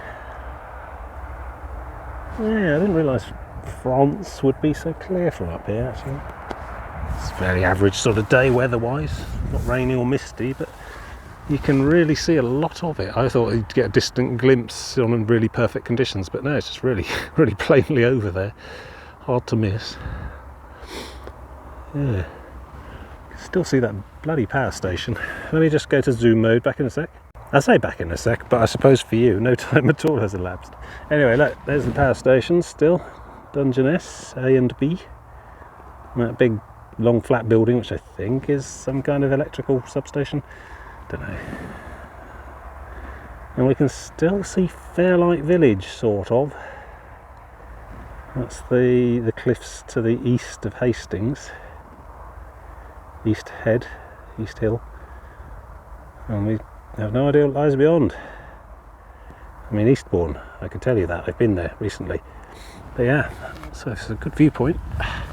Can't really see round the corner there yet, so we've got new vistas to go. Mind you, I mean, once we cross past Dover, we really are turning the corner. We're sort of on the most southeasterly point of the UK. Corner points are difficult to pick out, I suppose, relative to anything else. I mean, oddly, the most southern point in the UK is actually the Lizard, you know, but it's like 700 miles that way or so. But And the most easterly point is not in Kent, it's actually on the bulge of Norfolk, Suffolk, so quite a way up that way. We've got some years to go before we set boots on there, but I'll be sure to crow about it when we get there, I'm sure. The most northerly point in the UK is basically near John O'Groats, Cape something or other. It's on the north coast of Scotland, as you might imagine. The most westerly point in the UK, that's Land's End. Been there, done that.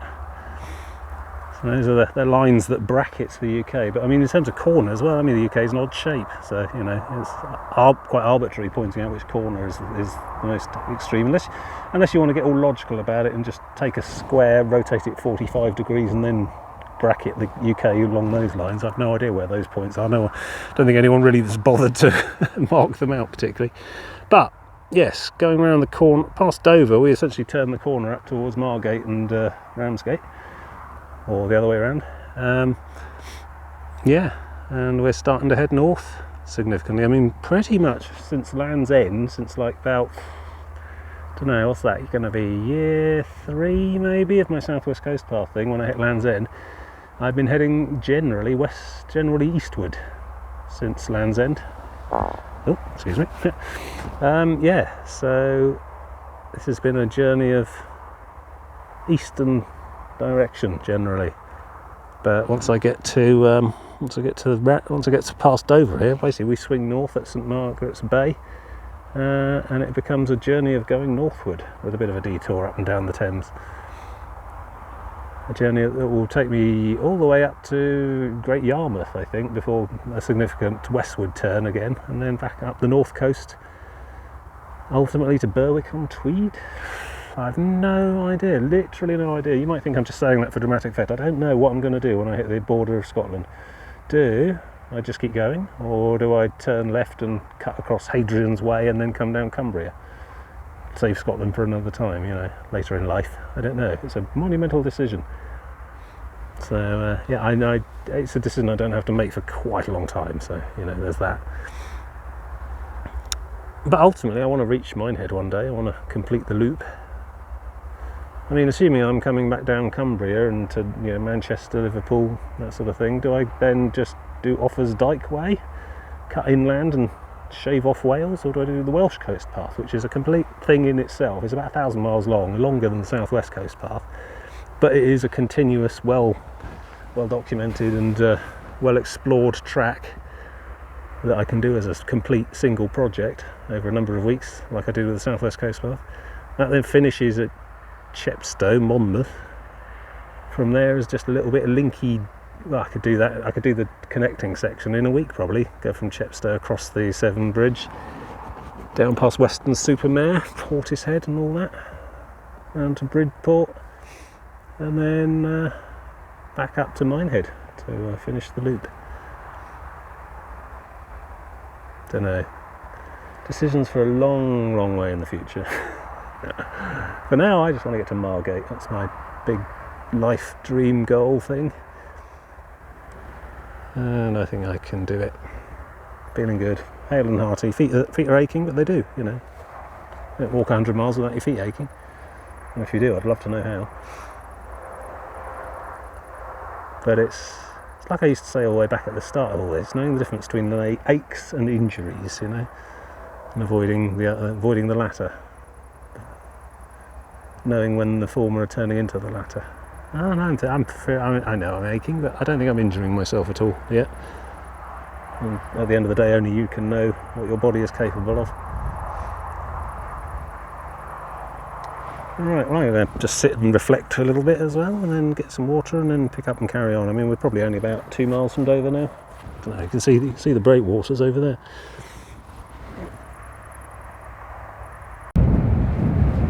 There's a bit ups and downs on the way here.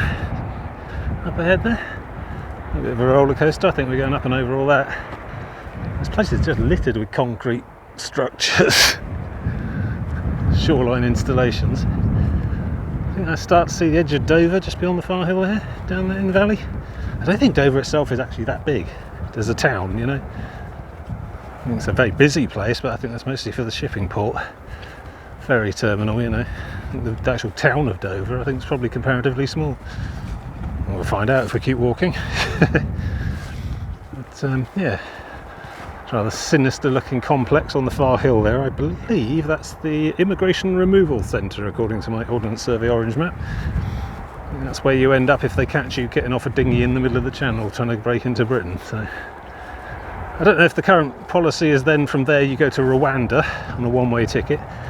Not sure if that harebrained scheme died with Priti Patel's tenure as Home Secretary, or whether the new Truss government is going to continue to push that. Seems a bit harsh, frankly. I'd understand if they'd come from Rwanda in the first place, but presumably we bung the Rwandan government a fee for each deportee. Yeah, it's all a bit Dickensian. Smacks of transportation, to be honest, which I didn't think we did anymore. There you go. I don't know. I have no real immigration counter policy of my own, to be honest. I appreciate that there are legal ways to come to this country, and that you should probably follow them if you can. But on the other hand, if you're being rocket bombed on a daily basis, you might not want to be where you were. I don't know. It's a complex matter. Probably not solved easily by some hiking idiot on a cliff path, you know. Right, I'm gonna have to try and. God, we're not really going to go up on top of all of these little pieces, are we? God, it's such a noisy road. I mean, I was thinking some of these bits of greenery and concrete and stuff would be an ideal place to camp, but that road is really noisy. And I imagine it's like that all night as well. Don't know when they stop sailing ferries. Probably a very limited window, very late at night. There's probably some very early and some very late sailings. So yeah, I don't imagine that road gets much quieter than this. So, you know, swings and roundabouts. Last night was definitely my best camp, even including the paid campsite one. Last night was brilliant. Not that I camped, I did just stand still in the forest for 6 hours, you know, till the sun came up. Right, I'm going to go both hands for this, because it's starting to look a bit ridge top. Yeah, I don't know what's going on in that facility, but they need a lot of cooling. Only half of those blades are spinning, but there's a lot of them. Don't even know what it is. Data centre. Who knows? Some little visitor centre down there though, a pagoda thing. Car parking, walking and so on. Yeah, let's look at that place. But I have no time to go down there and look myself. I'm heading onwards. There we go, a bit more of a proper view of it. So that's the big old terminus thing over there. It's separate and distinct, I think, from Dover proper, which is just a bit nearer. Yeah. Oh, we've still got another little hill to get up and over. Oh well, we're coming down. Hopefully not too much mucking about with rising and falling along here. Oh! Right, I know what that circular thing that I said was a missile silo was. It's an air vent. Because underneath here is the train line from London to Dover. You can see two of them there. Yeah, I saw it on the map, I just didn't put two and two together. See two of them down in the middle of the valley there. Sort of low, very low brown brick chimneys there. Essentially the tunnel we saw from Folkestone into the cliff face runs along underneath here. And these are air vents. I don't know, they date from the steam age? I suppose air vents is air vents, really, still useful regardless. Well, this looks like quite a descent, and then we have to climb again on the other side. Irritating. Oh, we'll see, I don't know, there's a variety of different forks there. I could take the lower one across the valley. There's a bridge as well. I wonder if I cross that bridge on foot and then go up the far side. That might be the case, actually. I might actually end up going down to the harbour dock side. Because let's face it, there's probably not a lot there for me anyway, hiker-wise. Yeah, okay. I don't really need to stop in Dover per se. It may be useful to get another drink there and maybe some food, but could just carry on to St Margaret's Bay. That's all right too. Just see what's going on, really. Okay, good. Yeah, air vents. There you go. Now I know. Some of the inexplicable construction explained. Not all of it though. Oh, is the path going to want me to go all the way up on the edge there? Maybe. Have to see when I get to the bottom, find out what the little acorns say. Oh, good. Practically in Dover though. Excellent. What's that? 2:45. Motoring along. Oh, yeah, it did want me to go up and over those ridges, which is fine. And here we are, Dover. Which, to be honest, is less charming than many places I've seen. I think functional, that's the word. That's the actual terminal over there. It looks pretty busy. I think this must be the local marina and docks and stuff, local fishing boats and stuff. I don't know. I don't know if they do a lot of cargo from here. I think that's other places. Yeah, at least 3 ferries there. 2 coming in. One looked like it's about to go. Probably see a few more out to sea if we got a better view. Alright, I don't want to spend too long here really. Seems a functional sort of place. Hopefully there's a shop or two and get another drink and some more nibbles. Is that Dover Castle over on the far side? We might pass that. I don't know. Got to really keep my eye open for the signs to pass through here. We want to be on that far cliff basically, but getting there might be tricksy. Alright, well there we go. That's like 3 o'clock for Dover? Yeah, more or less. About half an hour out I think, but yeah, good. No time problems today I don't think. And St Margaret's Bay is a good milestone, but to be honest anywhere past Dover would do. Depends how much oomph and time I've got left. But I'm doing alright, I can keep going for a while. Right then, there it is. More as we go through I'm sure. There we go, you read all that. I can't be asked. Press pause, etc. Apparently Dover is constructed on several different hills, all of which I'm required to visit apparently. I think I'm here. This large complex here, number 11, is just marked Citadel, not open to the public. But yes, as I say, my OS map says it's an immigration... Oh, what was the word? Immigration removal centre. I don't know if that was somebody at the OS being a little tongue-in-cheek. Anyway, yeah, just carry on following this around. I suppose eventually we end up down here, which presumably is Dover proper. I need to be careful because I've got a feeling the Saxon Shore Way might end somewhere around here. And possibly the North Downs Way too. I think the North Downs Way goes sort of just jags off directly north overland to Canterbury or something at this point. So probably want to be careful which one I'm following. Still got English coast path signs there I'm seeing. I just need to make sure I catch the point where they diverge. It's all getting a bit complacent at the moment. No mention of assassins, obviously.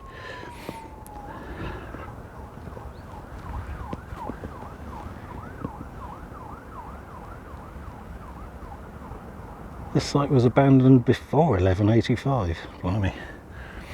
Good. Fascinating, I'm sure, but I'm really starting to hit that sort of afternoon dead spot, that dead zone around 15 miles in. Which, you know, I know passes. I'll get a second wind or probably something. England coast path, yes, good. Just keep following North Downs ways for now then. Yeah. Is that Dover Castle in the distance? Maybe. Dover's quite big, but I don't need much of it. A lot of it's inland, so I'll just follow the path really. Stop at whatever shops I see. Good. Yeah, starting to slow down a bit, starting to feel a bit fatigued, but it's okay. I mean, by my reckoning, I've probably only got about another 4 miles to go after this, so we'll see. Hopefully it's not quite as hilly. I mean, I'm going to have to get back up onto the hills at some point after this, but hopefully Dover doesn't mess me about too much. Knights Templars, blimey, they're not even trying to hide in society anymore. Where's the Brotherhood when you need them?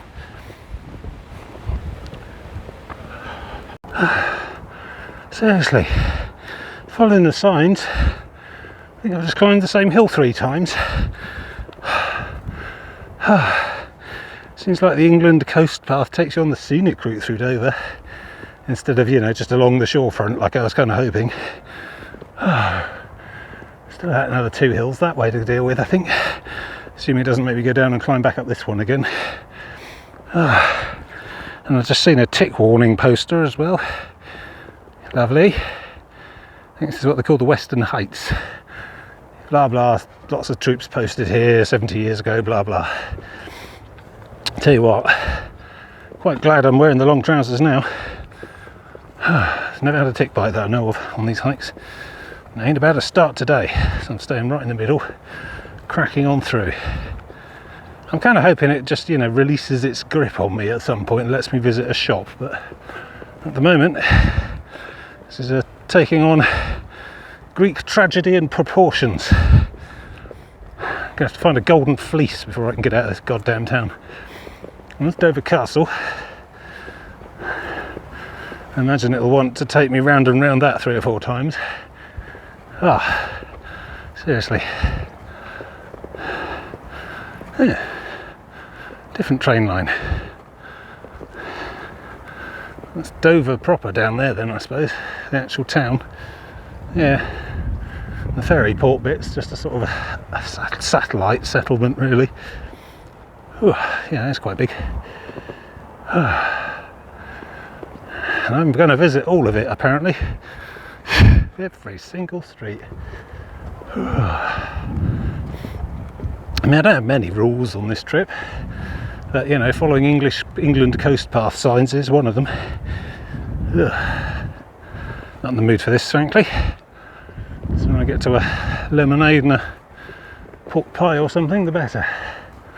What have we got here? Some large military thing. So, in answer to my earlier question about is Dover only really relevant in the Second World War? No. Bloody every age has dumped a castle on it at some point, and I've got to see them all, apparently. Turning into a terrible tourist. Quite curmudgeonly about the whole thing. This is a side of Dover almost no one sees except people who live here. A20 and M20 take you around to the south and then dump you on a boat. Right, let's see if I can be allowed to descend near a cafe now. Odd arrangement. Surely the attackers just need a really long plank. Going mad up here, I really am. Oh, look, the sea. I remember that. Any chance of me going down there now? Be nice, please, thank you. I'm going to have to go down. There's like a massive valley floor there. With what looks like some shops and things, so that's good. Yeah, down there, and then at some point I'm going to have to go back up that side somehow. Arduously, I suspect. It's all part of the mileage. What is the time anyway? How am I doing? Blimey, it's not even 4 o'clock yet. Another long day. I can see a Londis from here. Well, let's see where it wants me to go now. Oh yes, the England's coast path, you say? Oh yes, well, we'll be happy to do some signage for that. That would be lovely. Now, let's see. Oh, they simply must visit the castle. Oh, and don't forget the other castle. Oh yeah, got to visit the castle.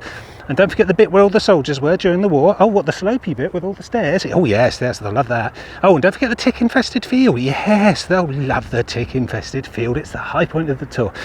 But what about the harbour? Oh no one wants to see the harbour. We could just do a little short route across the coast, like the rest of the coast path. No. And miss on the opportunity for so much heritage. Oh God. I think I'm going to have a moment here. Oh, and they simply must finish the visit with a visit to the nearly fatal Potemkin Steps. But aren't they really dangerous for tired people? No, they'll love it. It'll be fine. God. And here I am.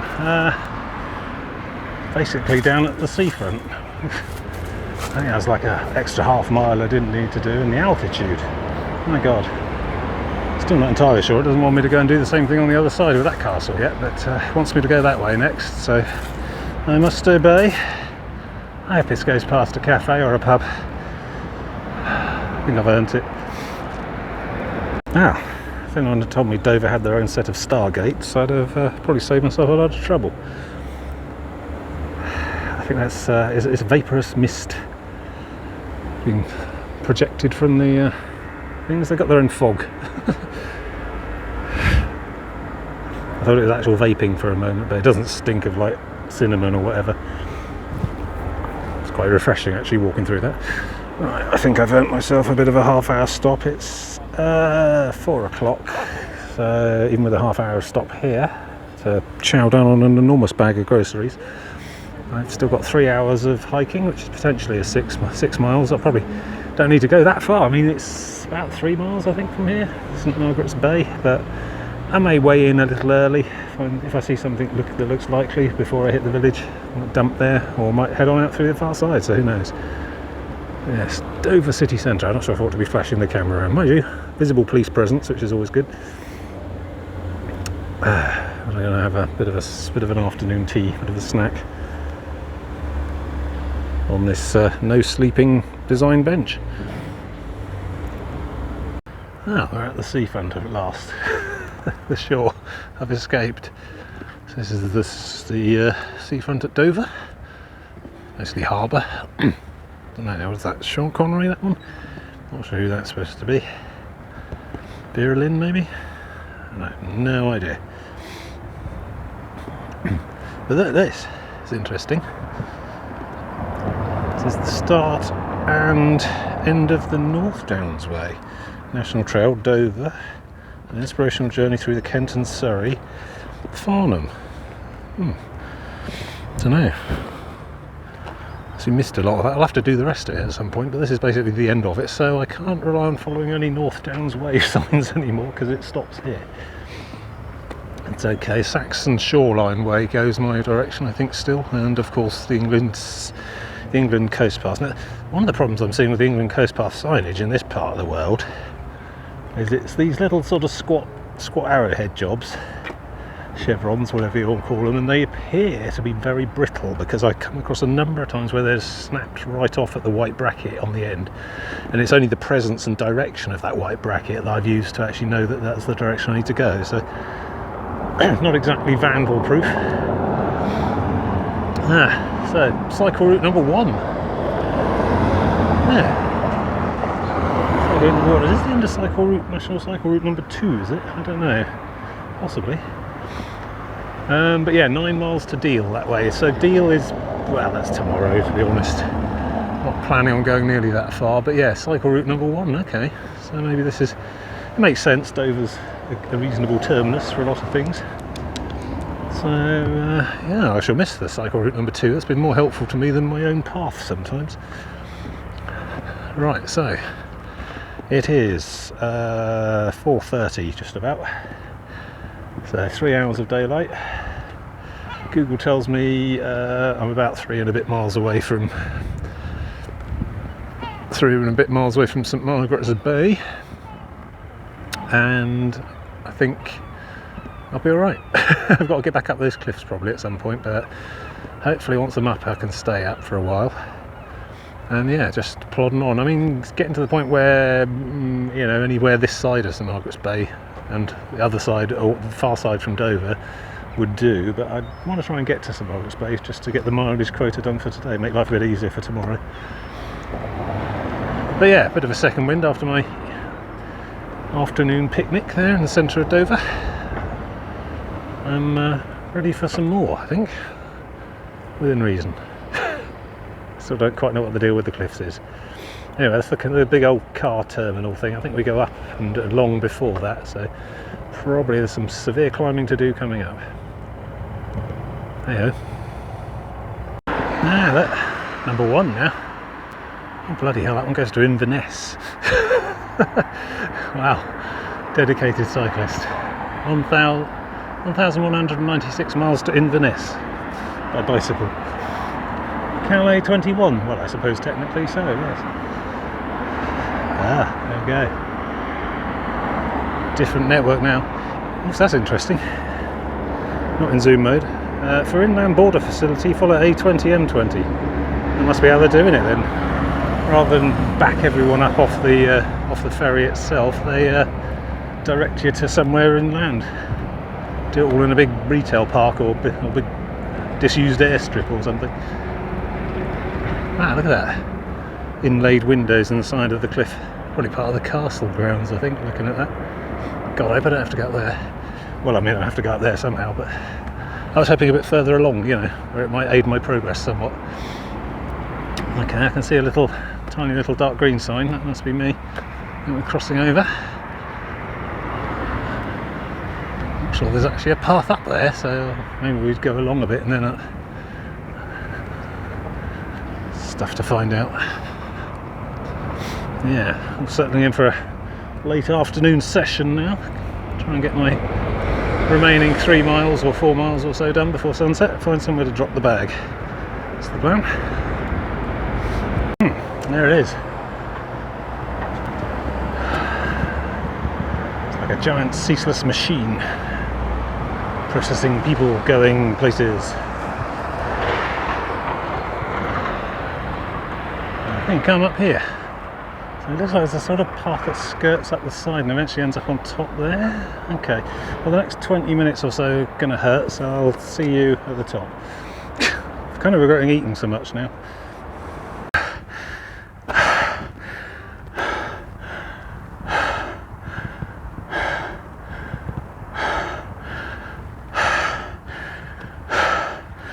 Black spots and stars more like. I do need to sit down for a bit. Oh look, a car park. So these are officially the White Cliffs of Dover here. Just gonna... Oh, we actually go through here, do we? Oh yeah, there it is. Okay. So hoping for a nice roadside trudge for a bit, but to be honest, that's fine. Ah, well at least we went round the hill that Dover Castle was on. Just down the bottom by those houses, that row of terrace there. Oh, you saw the cars whizzing round. I don't know what these are, but I'm going to sit on one. I'm hoping they're avant-garde bench stools. They are now. Oh, right, another ferry coming in. Another one out there, another one there, going away. See about another 3 perhaps in the distance. Let's all go. I don't think it's just Calais here. I think some of these go to other places, Ostend, a few other bits, Dunkirk possibly. Yeah.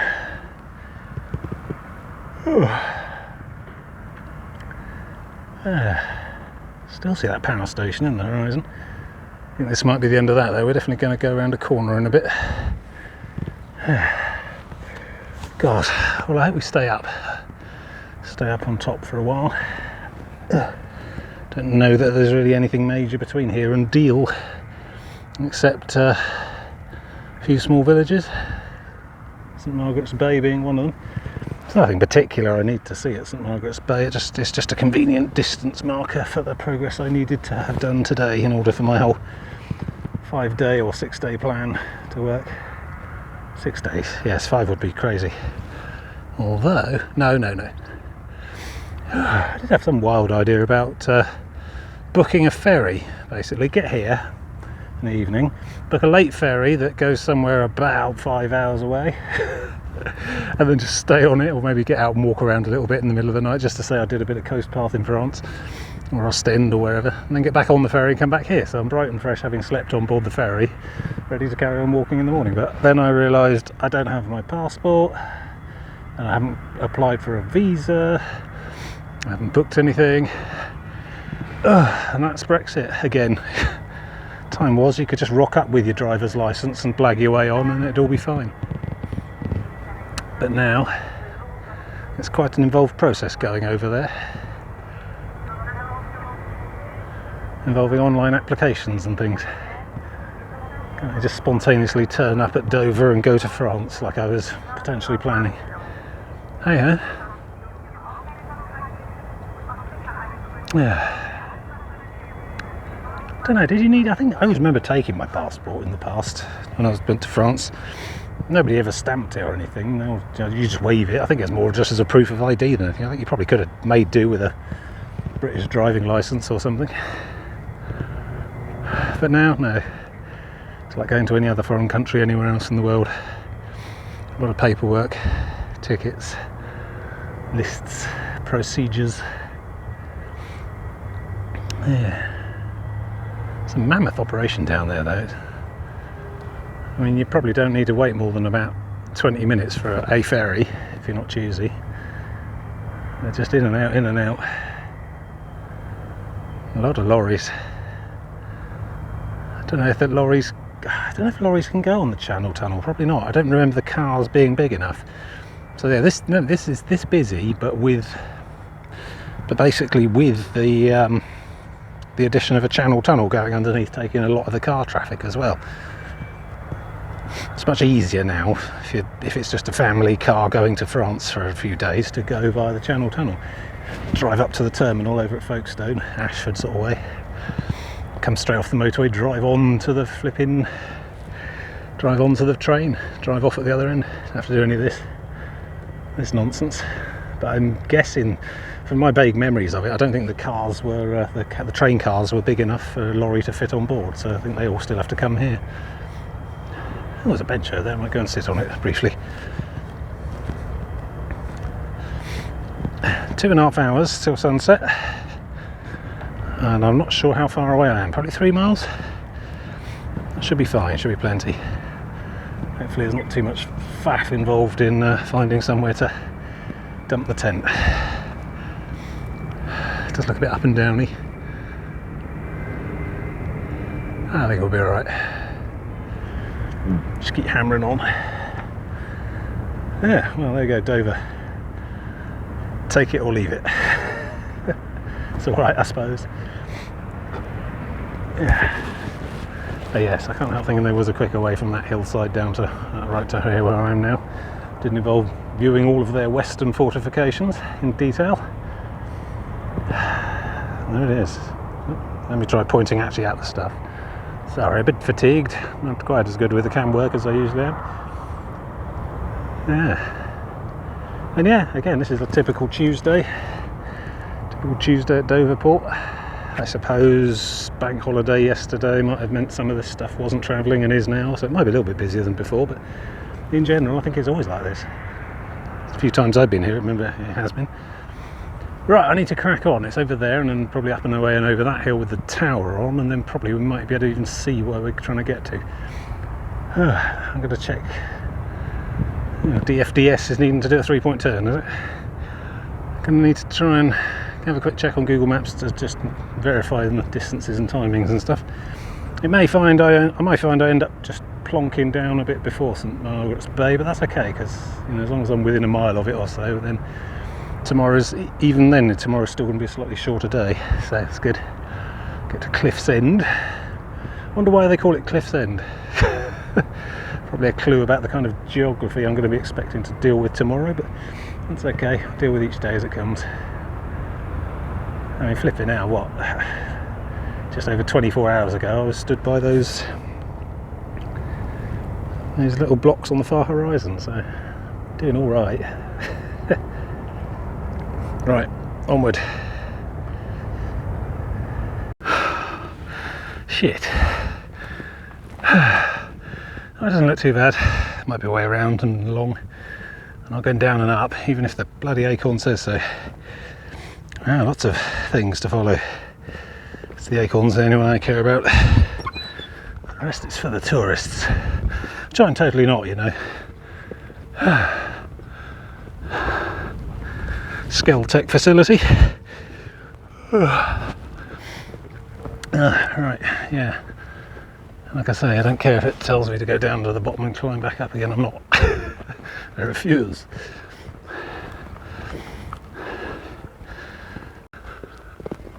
No, I think it is go around, that's alright. Happy with that. It is quite picturesque, quite pretty. I don't think you'd really want to be going down there anyway, it's all eroded. And you can't hear the ferry port either. This is nice. Massive international ferry port, one bay over. No, we're heading on and up and out and over and things. Talking. Yeah, long day. Yeah. This is not a very helpful bench. Dangling. Just making my feet swell up. It's occurred to me how few cars there are down there actually. I wonder if just nobody bothers using ferries with a car anymore now with the Channel Tunnels there. Yeah, it's just lorries now. So you probably could still get a car across there if you wanted, if you prefer the slow boat. If you like a sea voyage, however short. Good.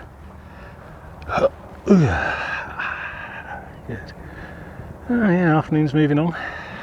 Feeling good though, feeling good about it. I mean, to be honest, if the landscape up to St Margaret's Bay and beyond is anything like this, then I should have no shortage of opportunities to do the inconspicuous. I mean, it's National Trust, I suppose, a lot of it, and I don't suppose they're too keen on wild camping either, but they'll never know, because I was not going to do it at all anyway. Oh. Right, another gate, another hillside. Right, we'll go over the top of this one, and seems like we're going along the top a bit. Just keep plodding on. But yes, I definitely need to get out of earshot of this, or I'm not going to get any sleep. He's quite persistent, probably goes on till very late at night and starts very early in the morning.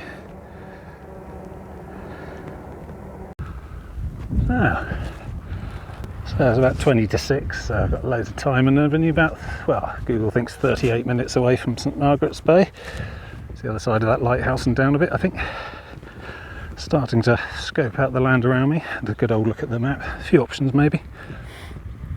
Given the time though, and my general state of mind, I think I might want to just carry on out the other side of St Margaret's Bay and then start looking. Save some time from tomorrow. Also save me having to sit around loitering for like an hour. Also, my mobile operator thinks I'm in France now, so has texted me to tell me that I can have 25 gigabytes worth of mobile data roaming at no extra cost. Right. So, all this wooded stuff is St Margaret's Bay, which I've got to for 6 o'clock, about an hour and a half to spare. So I'm just going to push straight through it and out the other side, and then once I'm out of sight of the nearest house, I'll start cadging around, I guess. Not quite sure if I'm going up there or over there, probably over there.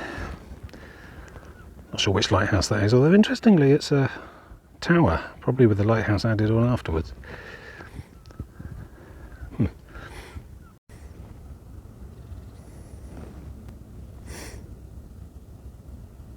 Nothing to see here, officer. Move along. Just sitting on a bench.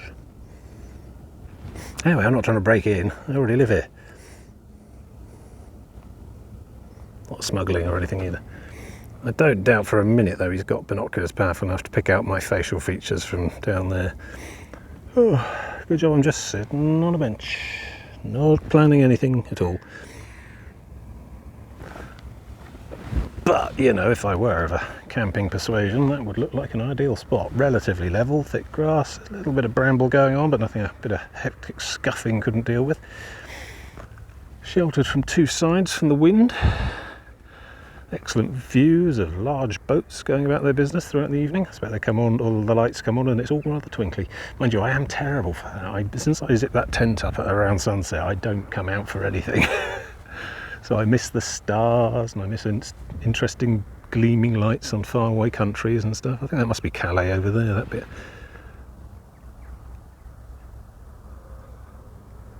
The one with all the big boats going in and out of it. Yeah. Not that far away at all. Like I say, it's about 35-45 minutes on a boat, going backwards and forwards, including unloading and loading. It's really not a grand sea voyage at all. But yes, if I were of a camping persuasion, I would imagine this would probably do me quite well. But I'm not, of course. A little bit of bramble going on. I've seen a few cowpats, but they look quite old and quite hard, so I'm thinking no cows. I haven't seen anything fresh. I guess this thing does get grazed now and then, but not today, the looks of it. It'll do me, and I'll just, you know, do nothing to damage the place. Yeah, there we go, that looks like it's been baking for a number of days. I want to hoof it out of the way anyway. Pathetic hoof. Yeah, but yeah. It's, well, yeah, 7:30 in fact. I mean, the clouds have confused me a bit, but yeah, it's basically sunset now, so I think I ought to be thinking of stopping for the day. Obviously too dangerous to continue in the dark, even with my feeble head torch. So, alas, I mean, I'm not even going to be rocking the bench or anything. I expect I might get noticed by some super early dog walkers or something, but I don't know. I've yet to be accosted by one. Maybe that changes today, who knows. Anyway, it's been a very good day. I reckon I've pulled about 19 miles, I think that was the plan, 18 today, so I'm basically in St Mary's Bay. I mean, there's about half a mile down to the village centre, but that's okay. I can add that on to tomorrow. Tomorrow's supposed to be 15 days after my revised scheduling, which will take me through Deal earlier in the morning, King's something, King's Sand, King's Core, King's Landing, I don't know. Small village first, and then after that Deal, which is a reasonable sized town. So if I haven't found breakfast by then, I shall find something there. And then, yeah, just continuing up the coast until I reach a place called Cliff's End, where there's a little bump that goes out on the far end of Kent. A bump that contains Ramsgate, Broadstairs and Margate. And I can do that bump in about 10 miles, which is roughly 5 hours, maybe 4, from a 7:30 in the morning start. So will put me on a train around lunchtime on Thursday. So yeah, tomorrow's only maybe about 15 miles. That should be a little bit easier going, although it's still significant, you know, still a day's work. The weather's seeming to hold as well. I mean, I'm seeing rain forecast at Margate on Friday in the afternoon, but I'll be long gone by then, because I've now compressed out of needing a Friday at all. Thursday I finish, so I think I've been very lucky. And this overcast actually coming in at sunset is fantastic, because basically what that does, that rolls over as the sun goes down and traps all the day's heat. It bounces it back against the ground, stops it all evaporating into space. So it means that I think we're in for about 11 degrees tonight, which is quite mellow. I've got my bag and everything anyway, my sort of anorak stroke blanket and everything, so I'll be alright. Be too hot, I expect. Oh yeah, feet are feeling it a bit, quite achy, but that's what you get when you push. But I'm okay. That's, you know, aches and injuries. It's all good. And yeah, here we are, standing there, staring belligerently at France, watching the big boats going in and coming out.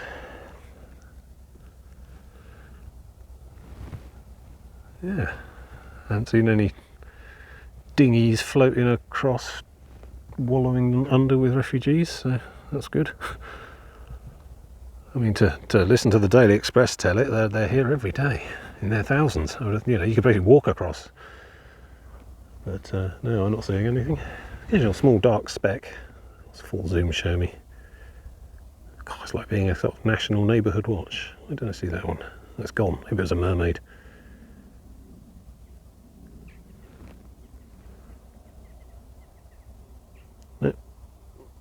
Probably imagine it. I'd make a terrible National Coast Watch Institute person, volunteer type person. What's that over there? Speck.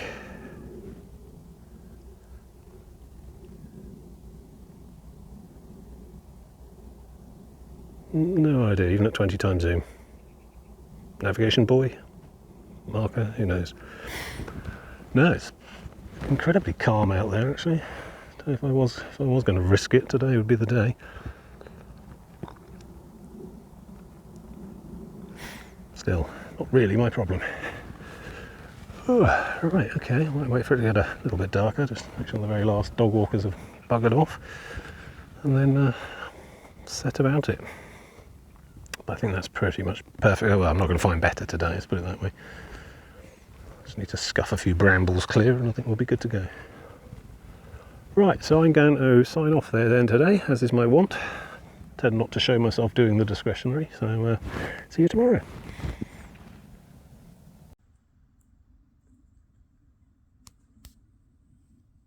Don't know how well you can see this, but here's some bonus footage.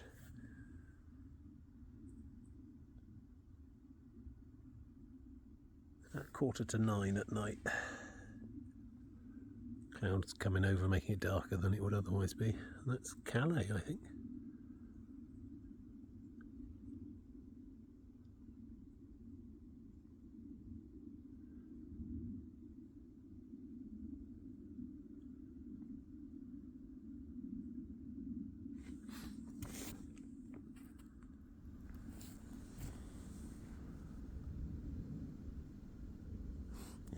limits to even what my phone can do.